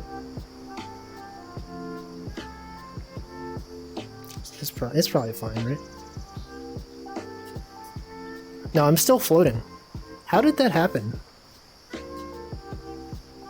I guess I'm just floating now. It's weird. Buff. True. I need to draw this. Yo, you're drawing. Pulling the fish. We're not. I'm not even fishing. It's hecked up. Brawlic literally comes from Brawly, the Dragon Ball character. Is that true? Is that real? Yeah, height doxed. He's walking on water, but can he swim on land? Yeah, am I walking on water? Look at this. Look at this, I'm floating. It's like I'm standing on on the oar. No, get off of there. It's too dangerous. You can't do this. And I'm standing normally. We have become the Knuckles speedrun jump glitch. Is that a thing? Which game is that from? One of the Sonic games? Of all time. Anyway, I'll probably fix this height thing at some point. I don't know how that happened. I don't know why I'm floating. It looks like I'm standing on the chair. Or not the chair, the what is this called? It's not a chair, it's not a bench either. The seat? Weird. Become Sonic Boom. That's not a game. That's isn't that the TV show? Is that still going on? Did they finish that show? Anyway, I guess we can go into nighttime mode. Just because, so when I take off my headset, it's not jarring, you know? It's nighttime in game and nighttime in real life. It's a cute way to transition the day and night. Yeah, it's really good. I still wish they would add like a sunset mode, you know? It'd be cool to see this lake, an orange sky. Also the music reset. What happened? Where's the music? Alright, that's fine. Yeah, they should add it. I don't think they will, though. They haven't updated this game in a long time.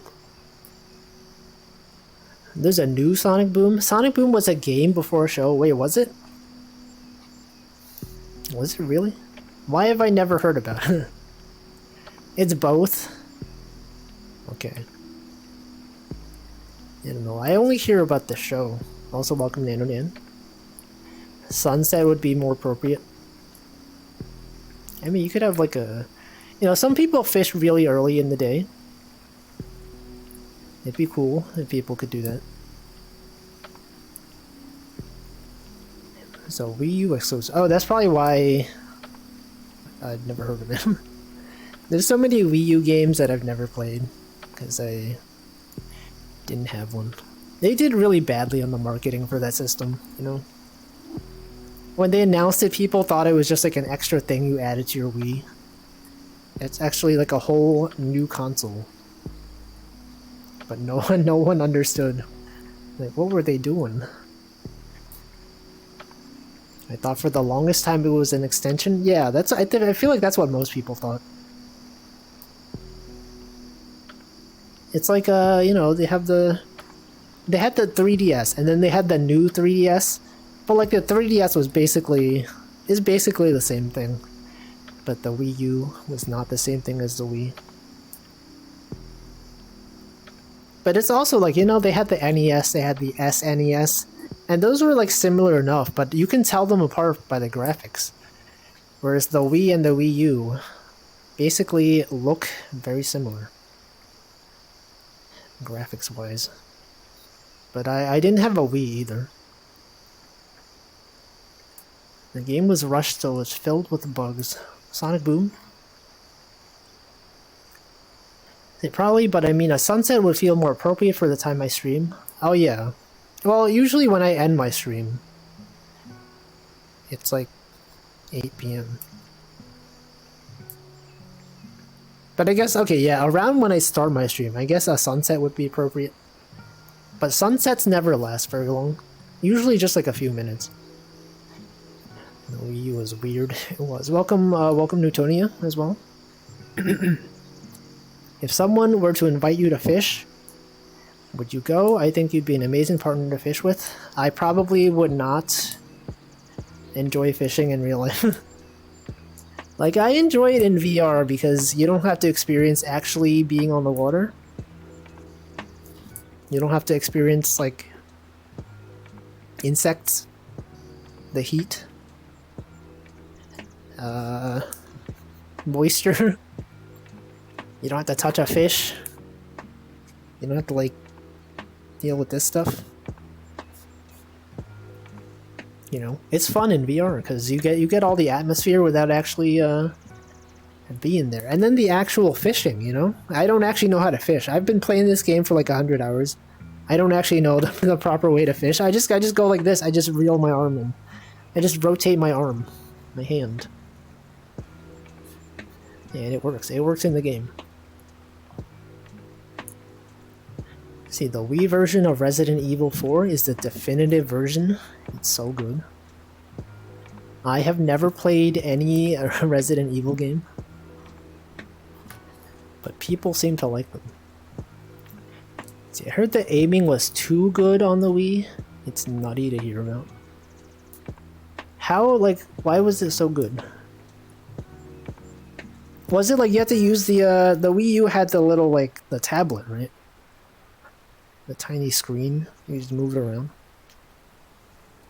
That's pretty cool. It was kind of like a 3DS, you know?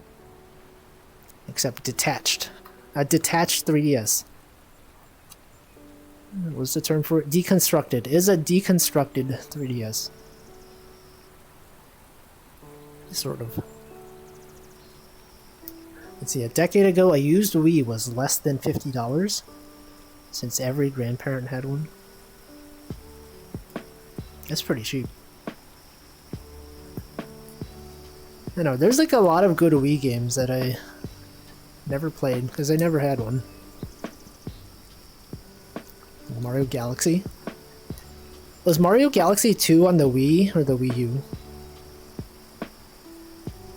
Because I think some people consider Mario Galaxy 2 to be like the best 3D Mario game.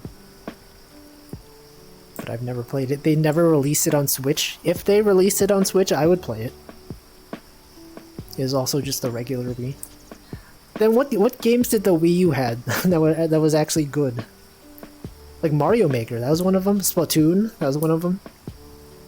But other than that, there was like nothing, right? Oh, I guess Resident Evil 4. And they had the Smash. I don't know. I don't know if that Smash was that good.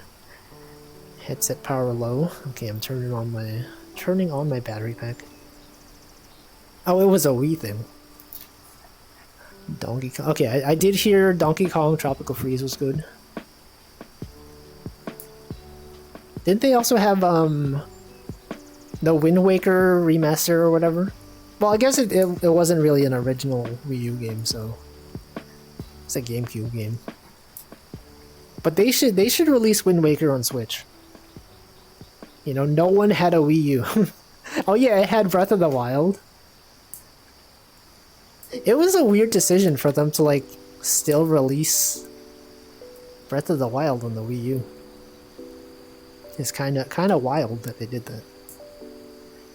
Pretty weird. Now let's see. Matthias said, I went fishing and realized I didn't actually want to hurt a fish. Yeah, that's also a thing, right? You gotta like, you know, the fish inherently, they get injured because you got a big hook. And even if you're releasing the fish, right, they will never be the same again. They'll be there with the injury for the rest of their life. Insects won't bother you. You don't know that. It's mostly just sitting and waiting and then jerk when you feel a nibble. Yeah, but then I don't have like a floating chat box. Gyro aiming. Yeah, gyro aiming is good. I'm not an outdoorsy type of guy. Exactly. I love being indoors. Anyone out here enjoy being indoors? I do.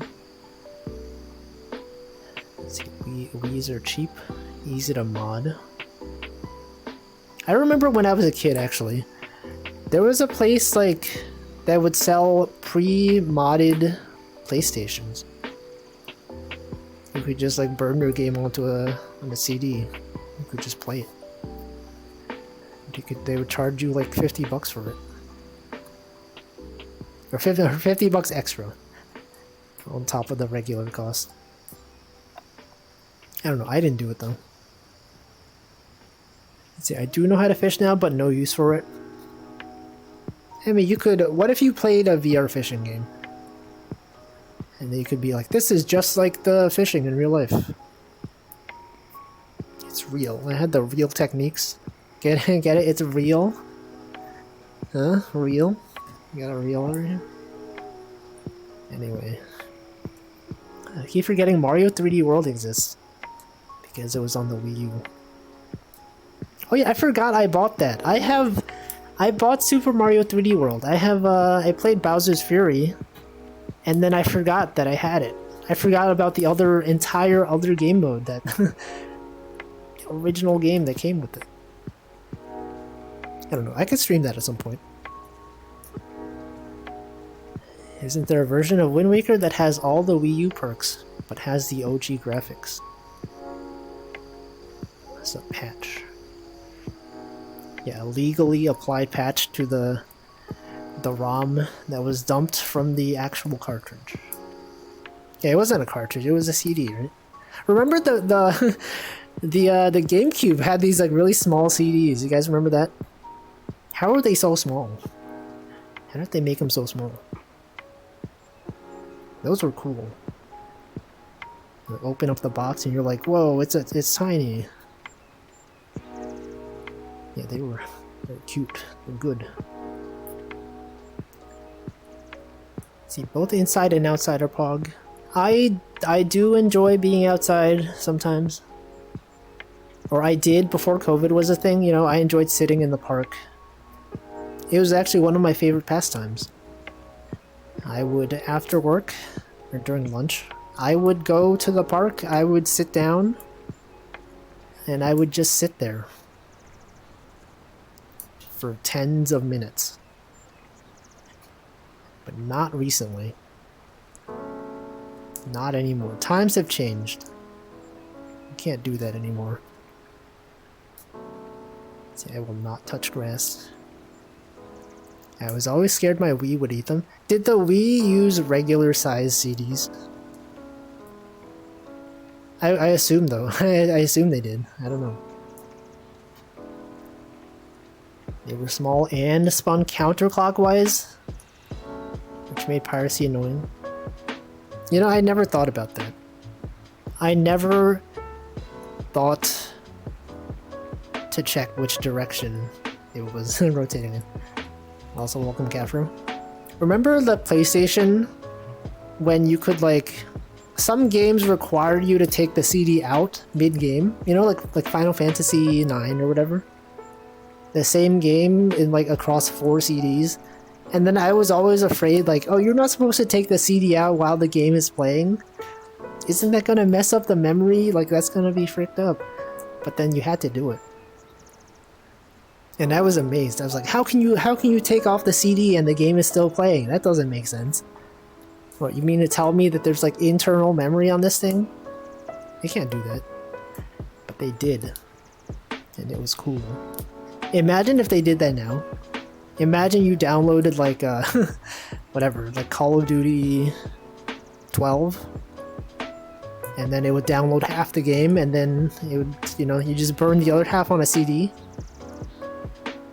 And then mid-game, you'd like have to put in the CD. It'd be weird. They could do it though. See, camping is good for cleansing the mind. I don't doubt that. But nature is a lot of effort. You gotta go outside. Gotta touch grass. Actual grass. I don't enjoy touching grass. I enjoy being outside. I don't enjoy actually touching grass. It's like, you don't know what's been on that grass. There could have been like, you know, gross. It could be gross. Anyway.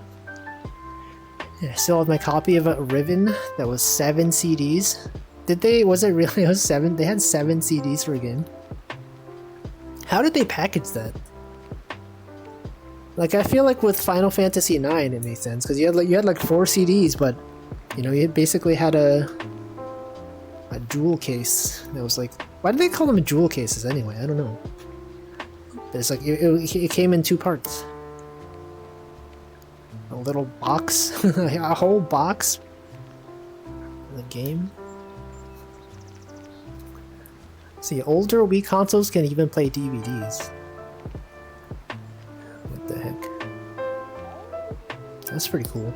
It's pretty cool that people can do so much stuff with homebrew. You can get Linux running on a DS. That was cool. Let's see, what would convince you to go camping with buddies? Does the camping site need to have Wi-Fi? I don't know. I mean, you don't need the camping site. The camping site doesn't need to have Wi-Fi because, you know, you just have a 4G or 5G or whatever. Well, I guess not every place has it. Coverage is not guaranteed. I see. Parasite Eve was irritating because it didn't come right after a save point. Swapping the discs.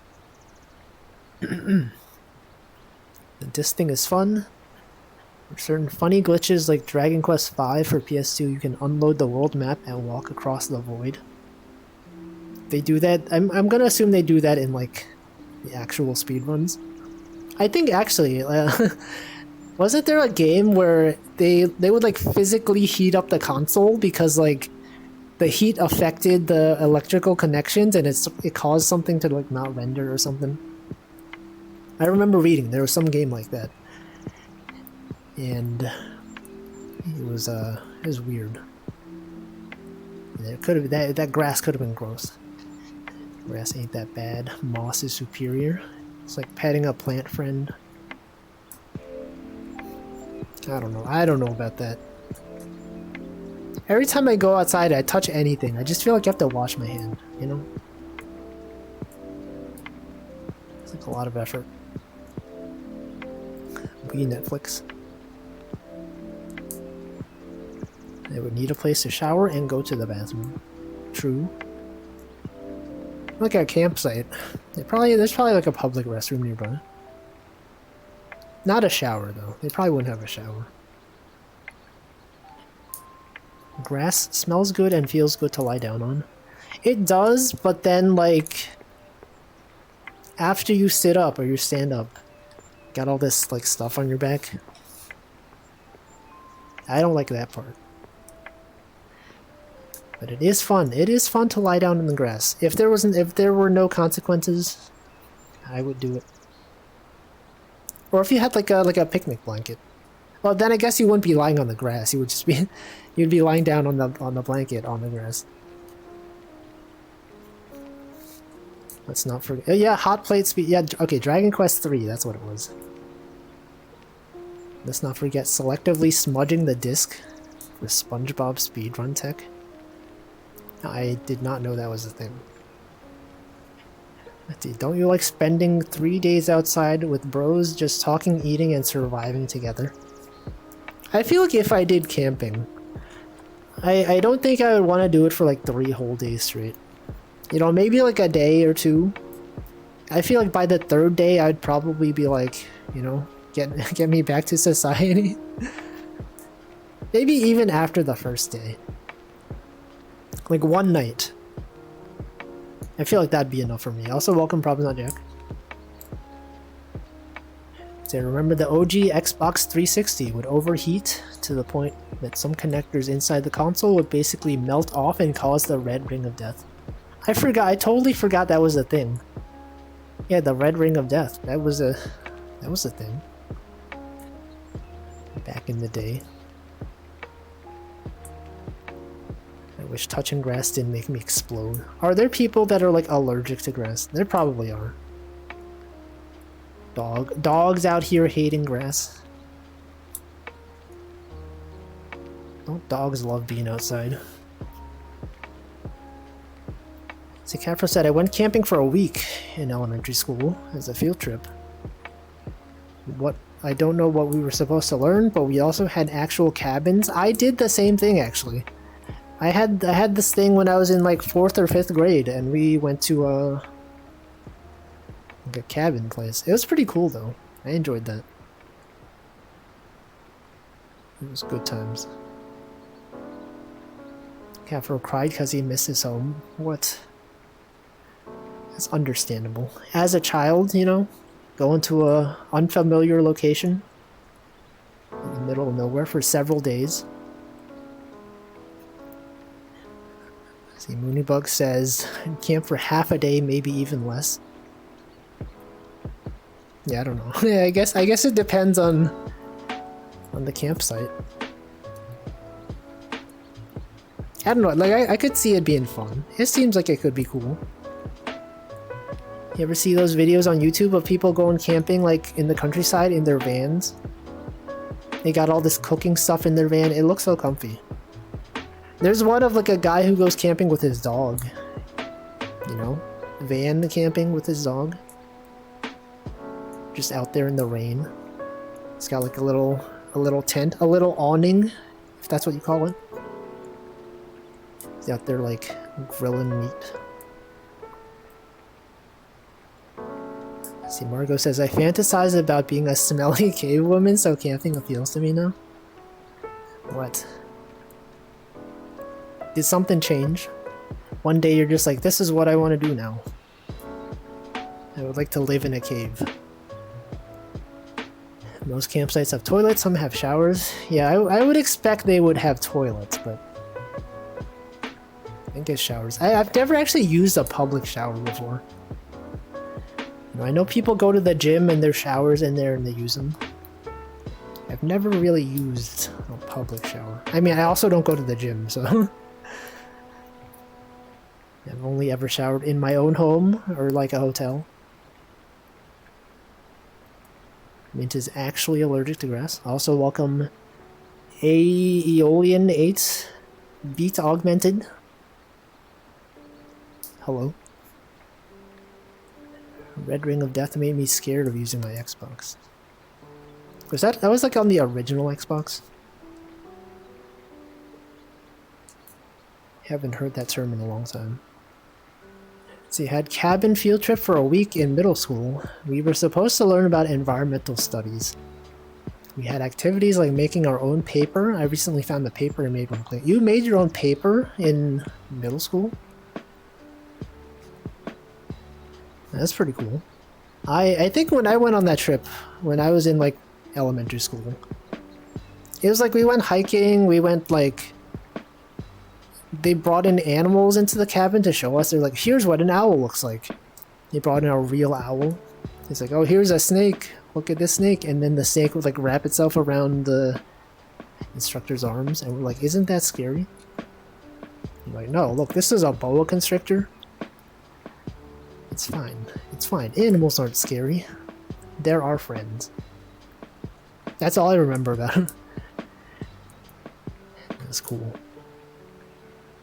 Careful said, I also cried when I went to sleepovers in kindergarten. I miss my mom. Now he's a cool stoic. Yeah, now he's a Twitch moderator. Clavio's chat. That's pretty cool. It's pretty cool, pretty adventurous. It says I follow a few Instagrams of Japanese dog owners that do that. That's really cute. Yeah, she knows those dog Twitters. And when I was streaming the dog photography game, Mint was in chat, she posted a link to dog Twitter. I clicked it and I said, that's good. That's a good dog right there. Let's see, I think most Zoomers snap and yearn for peaceful farm life. I'm sure there are some people that are like, you know, they'll see a TikTok and it's like cottagecore or whatever, and they're like, yo, I would love to do that. And then they try it and they're like, no, I just like the aesthetic. And there's also like something called goblin core. It's like cottagecore except, you know, goblins. Like mushrooms and stuff like that. It's weird. Culture is different. Culture is changing. There's different terms for things now. See, that can be you, Wally.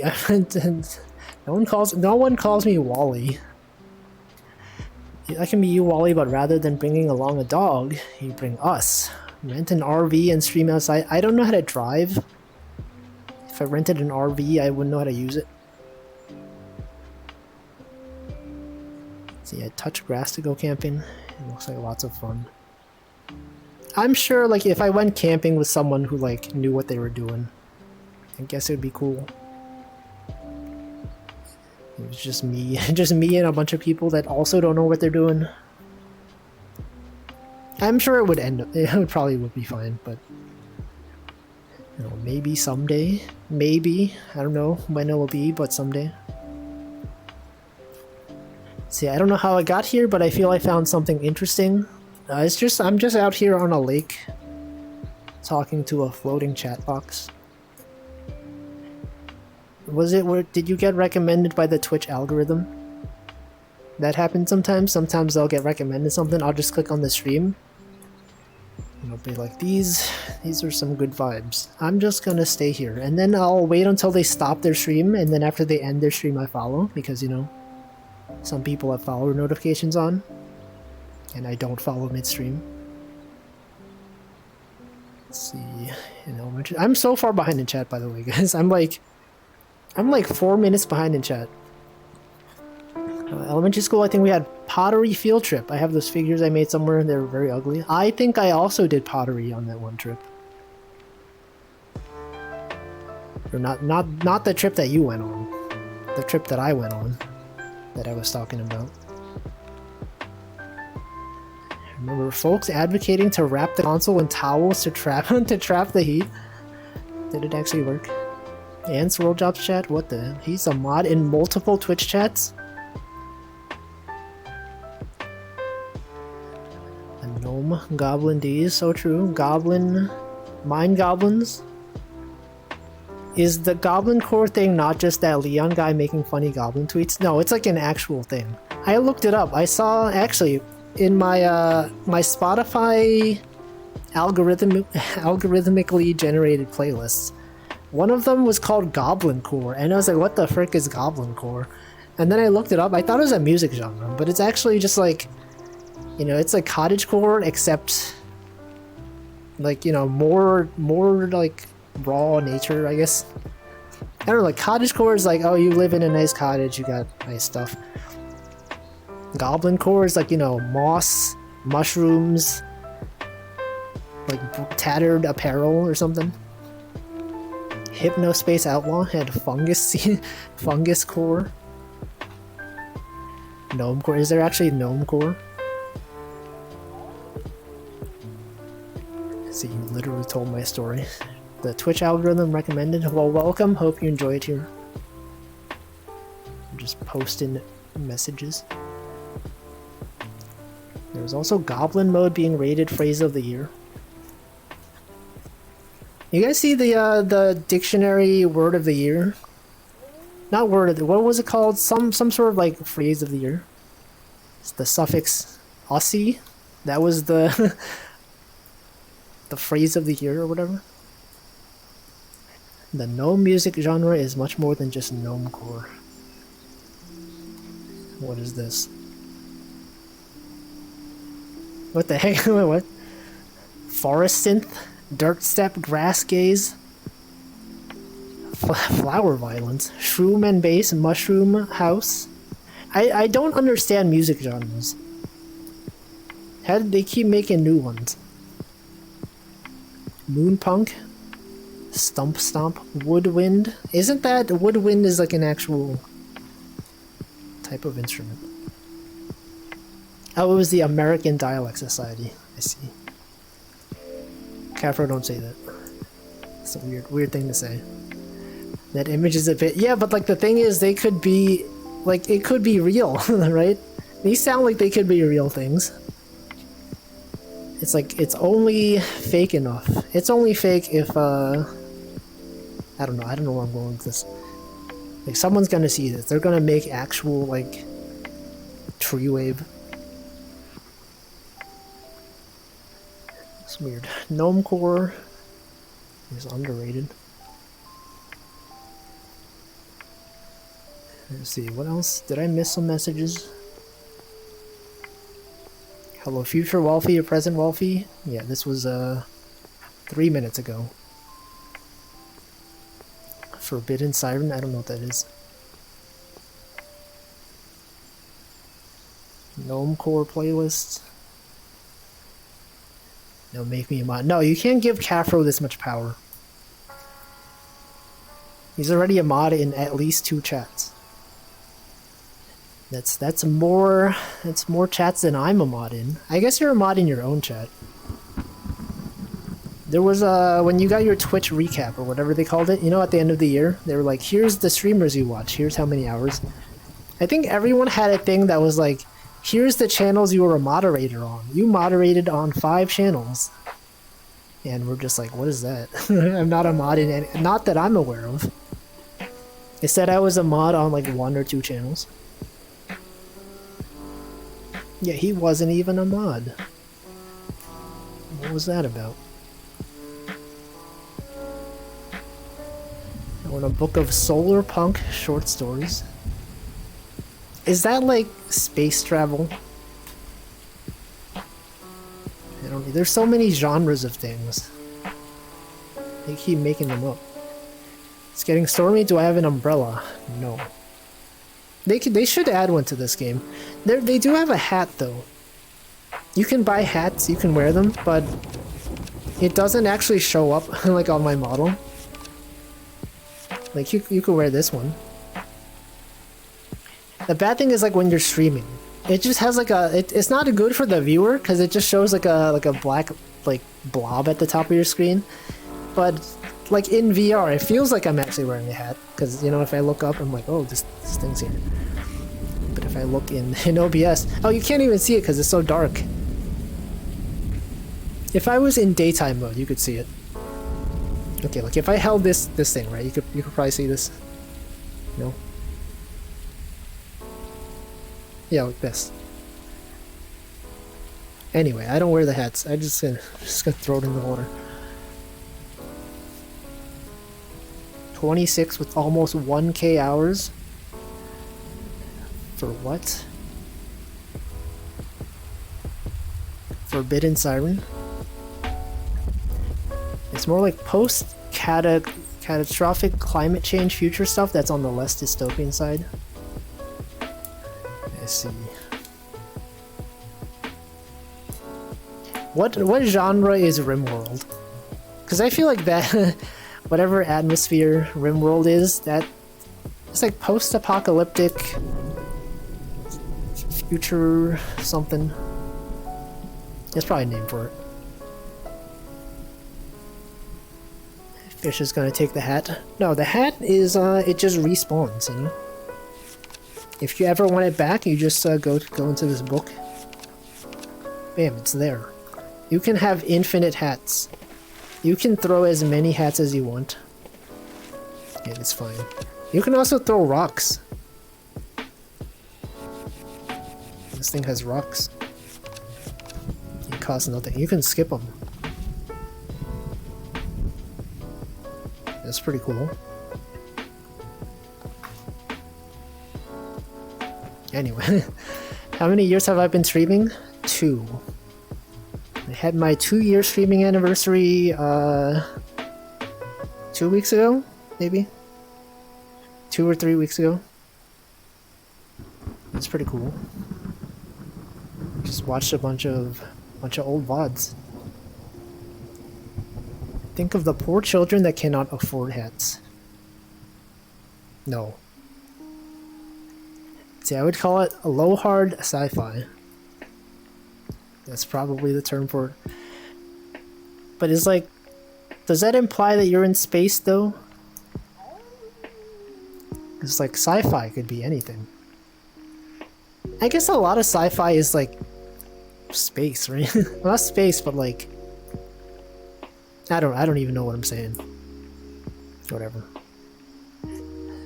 Walt's been one of the original streamers. He was there back when this was Justin TV. I'm pretty sure I streamed like once when Justin TV was a thing. I remember livestream.com, that was a thing. I streamed on there. Probably I just did like some art streams, but I never chatted. I never said things on a mic until like 2 years ago. What do I stream mainly? This game, I stream Picross a lot. I've been streaming Dark Souls. You can check the VODs on YouTube. There's a link down below in the YouTube. That's it. Sci-fi doesn't necessarily have to be space. No, but even if you're on Earth, we've talked about this. Earth is in space, so technically everyone's in space. We're in space right now. You're in space, I'm in space. These fish are in space. Simply is category theory. Right, these fish are on Earth. Earth is in space. Therefore, the fish are in space. There's tons of space travel in RimWorld, just that there's no FTL, which is where the hard part comes from. It's focus on realism in its technology. I feel like I always preferred like the Dwarf Fortress style of game. Like, I don't know, when I came into RimWorld, I didn't know it was so like technology focused. You know, I didn't know there would be guns and like armor and stuff like that. Definitely prefer like whatever, like medieval. It's not even like Dwarf Fortress isn't medieval. Whatever Dwarf Fortress is, I like that one. Sad Dwarf Fortress has completely supplanted RimWorld because I like RimWorld setting more. I think I have the opposite. I like the Dwarf Fortress, the setting at least. Like, I bought the game and then I never really played it. I would probably spend hours on it. Also, I forgot. Okay, I need to hydrate again. It's been approximately another hour. I'm going to hydrate.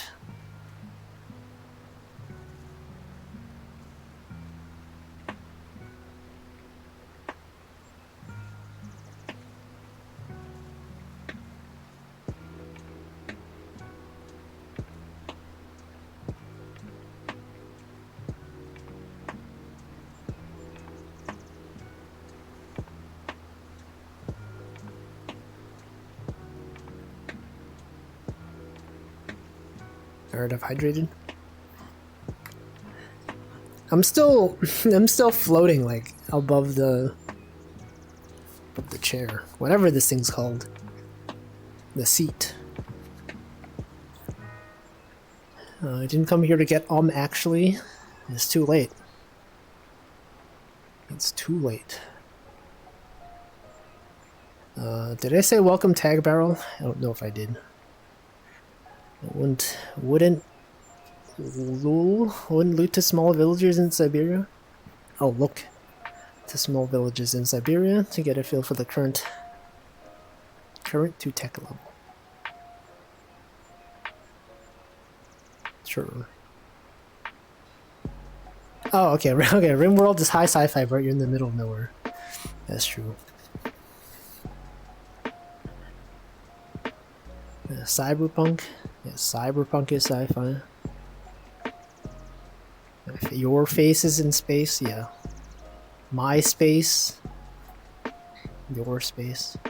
Have I played NetHack? I have not. Isn't that one of the classic roguelikes? It's like rogue. Roguelike. That's it. I'm hydrating. The Steam release is user-friendly. Yeah, the Dwarf Fortress Steam is still kind of hard to understand though sometimes. Like I feel like if you've played RimWorld, then it's basically it becomes much easier to understand. Like I've talked about this. I tried playing Dwarf Fortress like maybe 10 years ago. I sort of understood a little bit of what I was doing. And then I never touched it again. And then I played some RimWorld and I was like, oh, this is what I was doing in Dwarf Fortress. This is what those tutorials were telling me to do. You know, you could actually visualize it. I'm like, oh, this is a stockpile. That's what this is. Oh, this is what a zone is. And then, you know, I finally understood. And it was cool. 1 hour late, very angry, might sub and unsub. But you're already subbed. Dwarf Fortress Classic was cooler back then in ASCII Unix terminal. Did they ever have a pure ASCII mode though? Like that could actually run in the terminal? Because I feel like they've always just had like a... It's got like a graphical... It's got like the dwarf icons, and those are custom. That's not ASCII. They got the custom dwarves. Not for over a decade. Man, that game has changed. It's so different now. I saw a MySpace knockoff revival social networking site recently. It's kind of funny. MySpace is still around, isn't it? People still use it probably. Isn't it used for music now? Like, I don't know anyone who uses it, but I've heard they tried to rebrand to be music focused. The Steam tutorial. I sort of understand RimWorld, have trouble feeding my guys. It takes a while to get used to. Just out there living on a planet. That's all it is. Yeah, the Dwarf Fortress tutorial is not actually... I think the in-game Dwarf Fortress tutorial is very minimal. It tells you how to do stuff, but like not why you're doing it. And then like... Then it's just like, oh, here you go. Just figure out the rest. And you're like, okay. Like, I don't know. It didn't teach me anything about like combat or you know, the military system or soap. Also welcome Darkish One. Might unsub then sub. You could do that. You could do it right now. You could unsub right now. And what is Tom MySpace up to? He's probably just out there living his life, you know? He made the right choice. He didn't become Mark Zuckerberg, selling his soul to make a ton of money. He just like sold his company and then just, you know, he just out there living his life. That's the ideal scenario. Just have a bunch of money and not have to manage a big social media website. And that's cool. He's probably still using the same avatar. He probably goes on websites, signs up, use his default avatar. And no one believes that. Probably no one believes that it's him. You know, he'll just be like on a forum. And someone's like, yo, nice MySpace Tom avatar. He's like, thanks. And that's it. Let's see, MySpace used to be music only, but people ended up making their own pages. Now it's back. Wait, was MySpace originally music only? Also welcome Fotato. Yeah, draw the rest of the fortress. Losing this one. Yeah, I feel like if you play Dwarf Fortress and you end up choosing like a calm area, it gets kind of boring after a while. Right? Like with Dwarf Fortress, they're not sorry, with RimWorld. They're constantly like sending enemies at you and stuff like that. But Dwarf Fortress is like it's just a simulation. You know, there's no guarantee that there will be interesting conflicts going on. And so you could just be there. It's like calm for like, you know, forever. You gotta make your own fun. You gotta dig really deep into the soil and then find like the lava. Got the enemies down there. Make zones for religion. Yeah, there's also shrines. Churches. If I ever make a big product, I'm selling off ASAP and living a stressless life. Yeah. I would recommend doing that.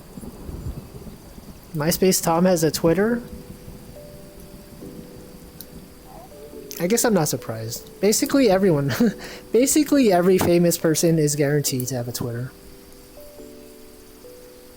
More or less.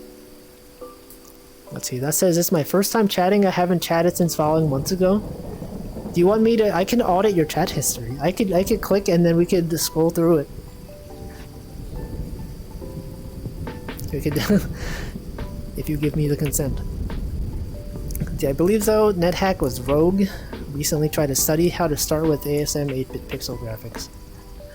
And the simplest way is to start coding by emitting ASCII graphics and experiment with ASCII. With large pixels. Yeah, it's the classic way to do it. But it's like if you're like outputting, I guess if you're outputting to a terminal, there's a lot of stuff to think about. If that was my first message, then you won't see much. Well, we can find out. Also, welcome XJob. Yeah, that was probably, I think that was your first message. Yep, that was indeed your first message. 6 messages. Account created July 12th, 2008. 2008, that was like 15 years ago. Following since August, okay. That's what it is. Wait, when was my account created? I gotta know. I feel like I looked this up recently, but I totally forgot. Hold on, why is my mouse not moving? Okay, test. My account was created 2011. Well, you created your account 3 years before I did. Dang, 2008. A long time user. He's being friggin'. He's offline. Yeah, Tom MySpace. Oops.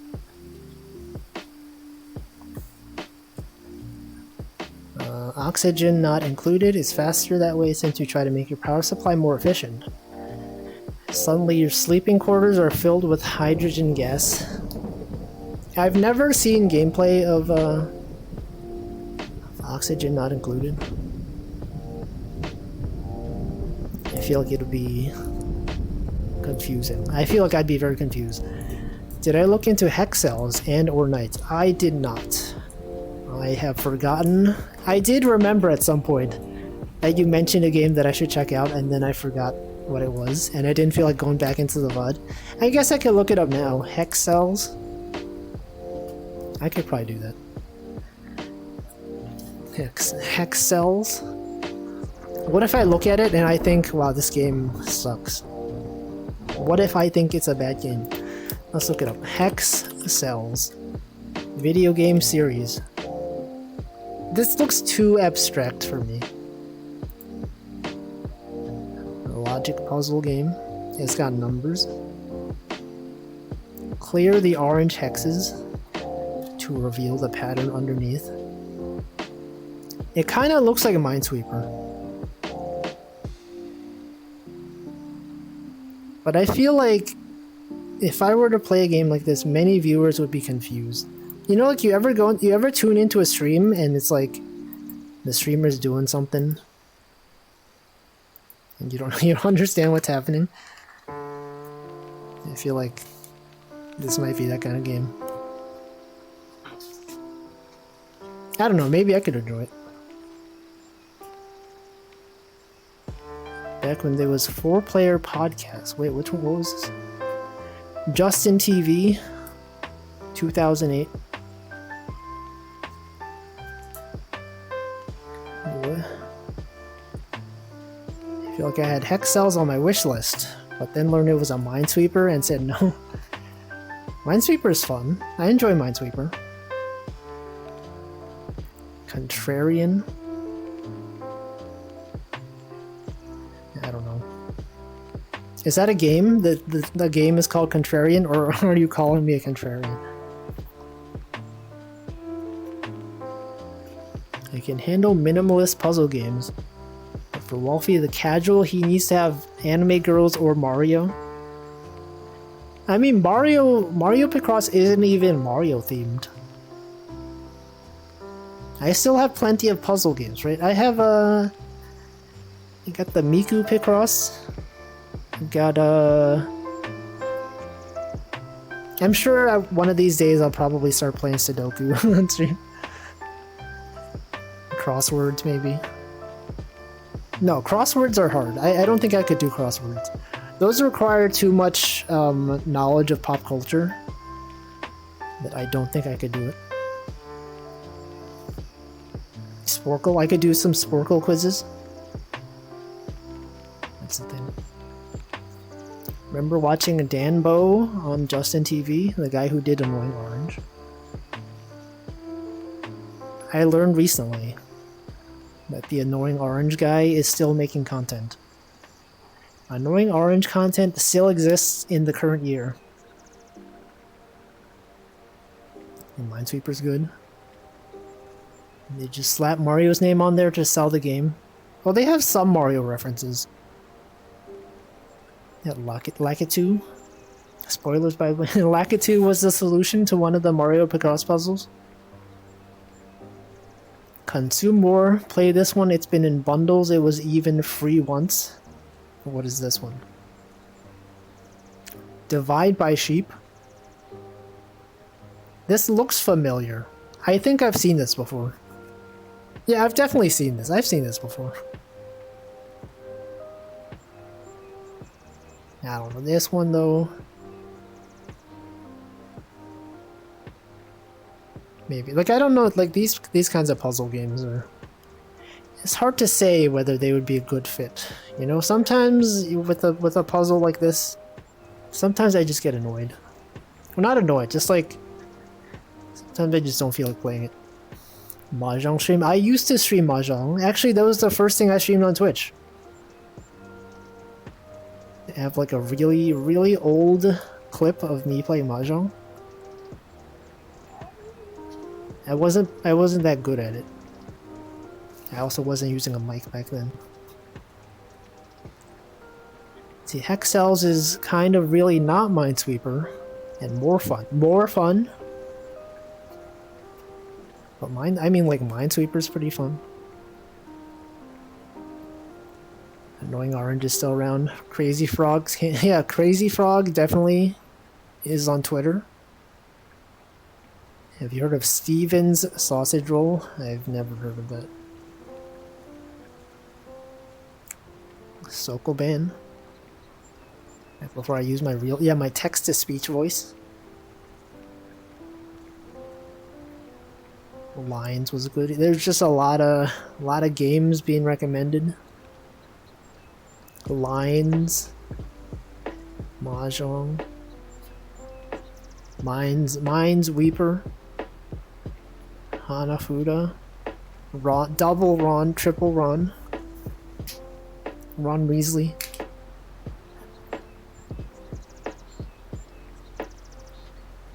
Anyway, I don't know. Puzzle games are hit or miss. You know, like sometimes I'll play a game and I think this could be fun. And then I just don't. And then I remember when I first played Professor Layton. I had fun for the first few puzzles, and then I was like, I don't feel like playing this. And then I just stopped. Gotta play The Witness. Isn't that game really long and pretentious?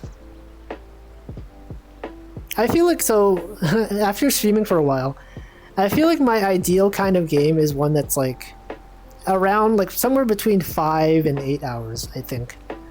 You know, some games go on for like really long and I don't enjoy it. I feel like I just want to be done with the game, you know, after a few streams. Like for me, I think the ideal stream length is like 2. If I can play a game for 2 streams and then be done with it, I think that's good. You can play The Looker instead. I did play that. I did play it. Also, welcome Frusumi.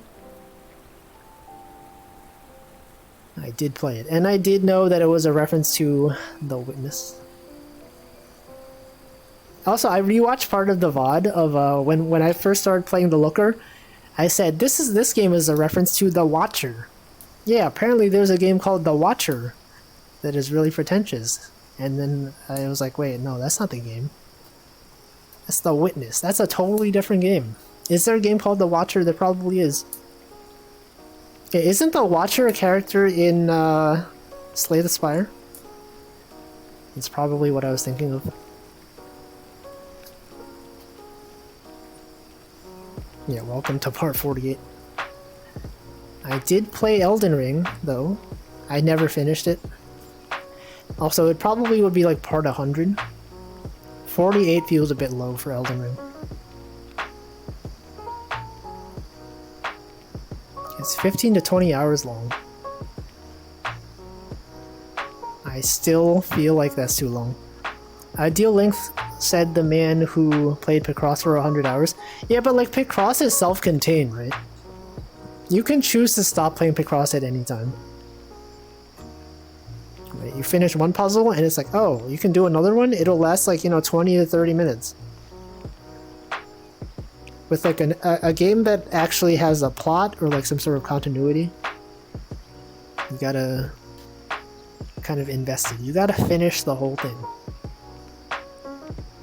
No, not that, you don't have to. Fez. Yeah, Toaster, yo, when Toaster used to stream, he played Fez. I tuned into that stream and he was like playing it, and I said, whoa, you can rotate the camera? Whoa, that's wild. And then he did it. And then he rotated the camera. And he jumped. See, The Watcher, an arcade stylized horror experience. In 2D style with action, shoot and run your way through enemies. So you try to find stuff. Figure out what is happening to you. Just like me in real life. Continue on the adventure as you try to figure out what is happening to you. Who can relate? Me? You guys? Oh no, why did he do that? Haha, whoa. Oh no, I fell off the cliff. Whoa. I'm gonna roll to dodge his attack.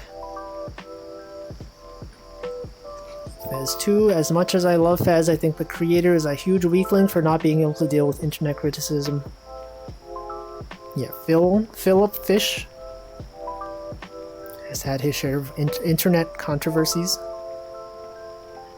Done a full playthrough of Fez 4 times. Keep playing it even though I already know the solutions to the puzzles.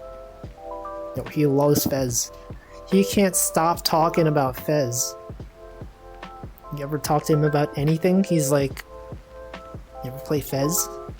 It's like, hey Toaster, how's Archaea going? Fez. Have you ever tried playing this game called Fez? He can't even stop. He's addicted. Didn't like how someone posted his social security number and other stuff. That was not nice. Yeah, that sounds like an awful thing to do. I'm not like that. Yeah, it was a satire. I was making a joke. It's Final Fantasy that I can't stop talking about. Yeah, but what is the Fez? Fez XIV. Final Fantasy. I don't know. I know a few people that are really into Final Fantasy. Several people in chat even. Toaster, right?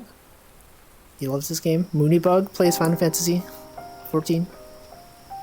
Tammy's really into Final Fantasy 14. Some other people.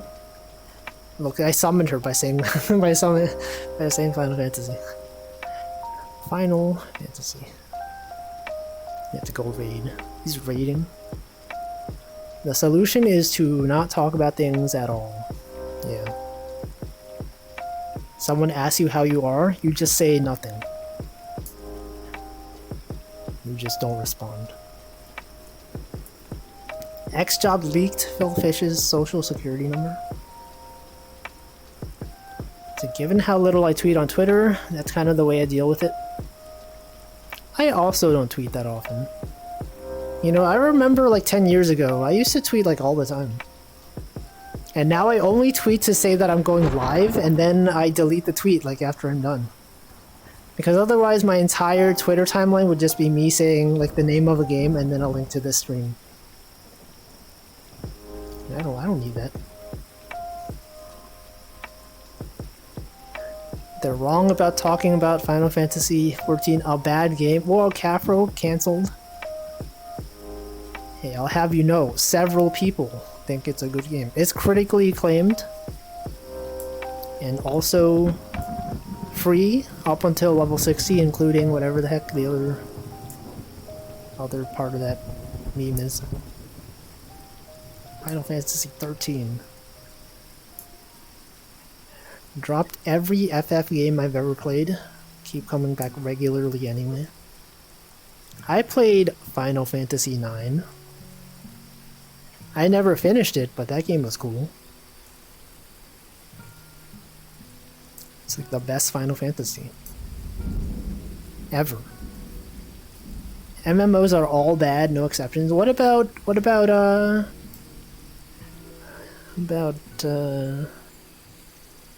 no, yeah, you're right. No, you're right. You're right. They all suck. What about... I was gonna say, what about MapleStory? And then I was like, no, MapleStory does suck. And then I said, okay, what about Ragnarok Online? And then I said, no, that sucks. Eden Eternal... Yo, that was... Actually, yeah, that was pretty fun. Yeah, back in the day, me, Cafro, Dr. NK... We played this game called Eden Eternal. It was like in beta, closed beta. We got to the end. That's pretty cool. We played every class up to level 60. That's cool. Oh god, it's so loud. The solution is to personalize rather than webhook. Retweet and get bot followers, but ghost DM. What are you saying? Personalize rather than webhook. Retweet and get bot followers. Sure. Toaster has every class at level 80 and many of them at 90. It's an okay game. I love when people have reviews on Steam and it's like, you know, 800 hours and their review is like, this game sucks. They're like, you know, this game's okay, 800 hours. Time of review, 400 hours. Currently played, 800. Like, I guess it's fine. I don't know. That's how things are. Have I played Heroes of Might and Magic? That sounds familiar. I don't know if I have. Oh, it's one of those like RTS games. Age of Empires? No, I'm not good at those. I've tried I tried playing StarCraft 2 like maybe like 5 years ago, and I was bad at it. It was really bad. Let's see, OCaml versus Rust. Which one does feel better to read and use? I can't decide. Help. I have experience with both of those languages, and I'm biased because I do Rust as my day job. I would say Rust. OCaml just got multi-core support recently. I think OCaml's async ecosystem is kind of confusing. As someone who doesn't really use OCaml that much. I don't know. It's up to you. See, too bad I accidentally bought Final Fantasy XIV and am not applicable to the free pass anymore. Pretty much made sure I'd never give it a proper shot. Accidentally bought it? Isn't it like it's like a monthly subscription based thing, right? Is that true? To be fair, it is valid when a game updates over time. I guess that's true. Yeah, when at the time you left your review, you're like, this game was good. And then maybe they changed some stuff. I think, wasn't there's a game called Tree of Savior? And apparently it was cool, but then they made some changes and then now everyone says it sucks. I've never played it. But I knew a friend who played a lot, played it a lot, and she had fun, but then she stopped. That's it. There was this game called Storybook Brawl. I played for a week, and then it announced some blockchain stuff. Man, that sounds familiar. That game, wasn't it? It's like wasn't that like a Slay the Spire like game? Or some sort of deck building game. Did I try Reason? I did. Reason ML. I think it's called Rescript now. It used to be Buckle Script, Reason ML, whatever. It's cool. I liked it at the time. Turn-based strategy RPGs balanced for multiplayer. HOMM. Oh, Heroes of Might and Magic. I don't know. Game's bad. That game's bad. Tree of Savior. It's grindier. It was grindier than Maple Star. Remember that one game? There's like Dragon Nest or something. That game was interesting. I thought Rescript is a JS dialect. No, it's a rebranded Reason ML. For some reason. It's like the same thing. Oh, for some reason. It's the same thing. It was made to be more like JavaScript. Because most people that were using Reason ML were targeting the JavaScript ecosystem anyway. It compiles OCaml. No, I don't think it does. But it was based on Reason ML, but more targeted toward web. Perl got rebranded. Didn't they undo that? I think they tried to, and then they stopped. So no native. I don't know. I haven't been following Rescript. I think it was a thing. I don't know. It's confusing because like Reason ML, they had their own website.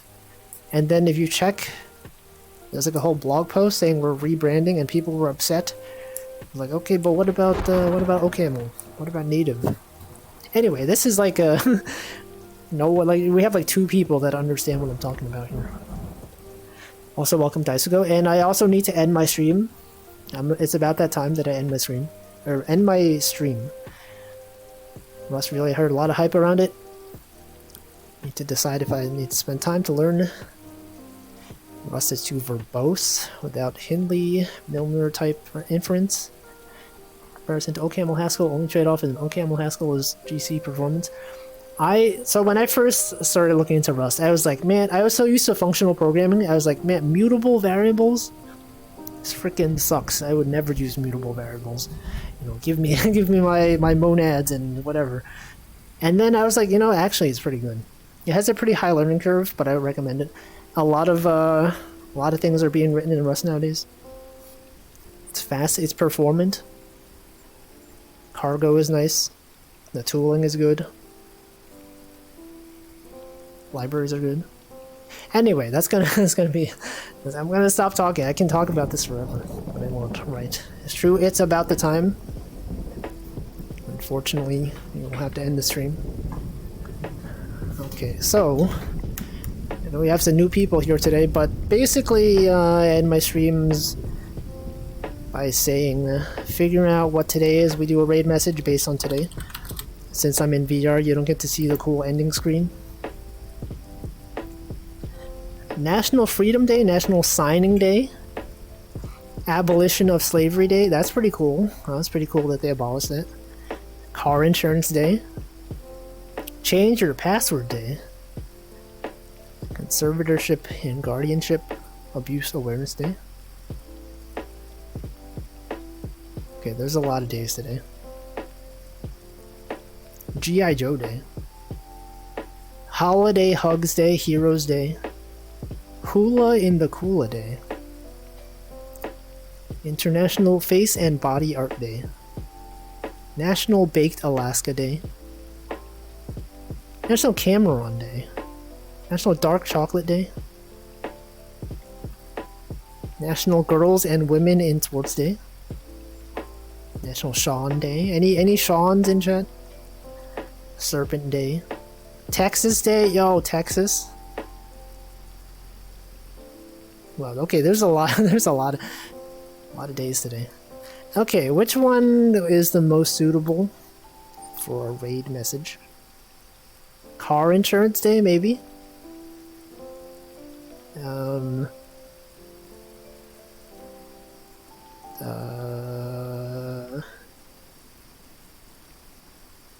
Yeah, that one. Yeah, okay, Car Insurance Day. No, Dark Chocolate Day also. National Dark Chocolate Day is good. Password, the password one.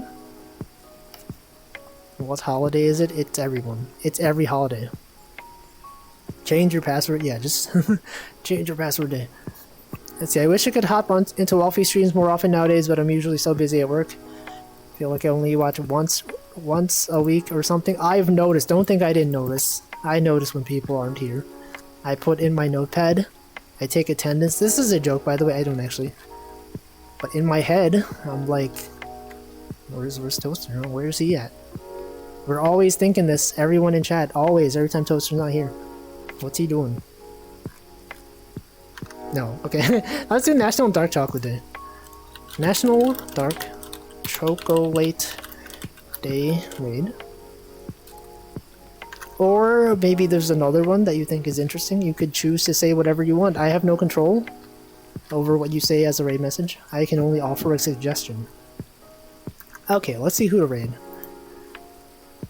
I have this cool button that shows me. Dark chocolate, the best chocolate. Isn't that's a Splatoon Splatfest coming up. Yo, you can watch ChocoJax play Mario Kart 8 Deluxe. You could even play on her stream. This is an interactive viewer stream. You could play the game. You could watch Hamflo play Super Mario Sunshine. You could do that. But I will raid Sunshine Noka. She's back. Yo, she's back from a hiatus. She showed up in chat during her hiatus. It's pretty cool. She raided us some time ago. Thanks for watching. Alright, the raid is going. That'll be it tomorrow, Dark Souls. It's Friday, more Picross. Saturday, I don't know. I don't know what I'll do on Saturday. Is National Wolfie Day? I guess maybe my streaming anniversary? January... I already forgot what day. January something. Have a lovely day, eat some delicious food. You too. You all... Good. Thanks for the stream. Thanks for sticking around. 32 viewers, what the heck? It's a lot of people. Look, I didn't even run out of stuff to talk about this stream, you know? Sometimes when I'm having this stream, you know, like 2 hours into it, I'm like, I have nothing to talk about. Not today, we had so much to talk about. That's pretty cool. Such a gamer I didn't even fish at all. I didn't even catch a single fish. That's cool. Also, welcome Robert Brown and goodbye.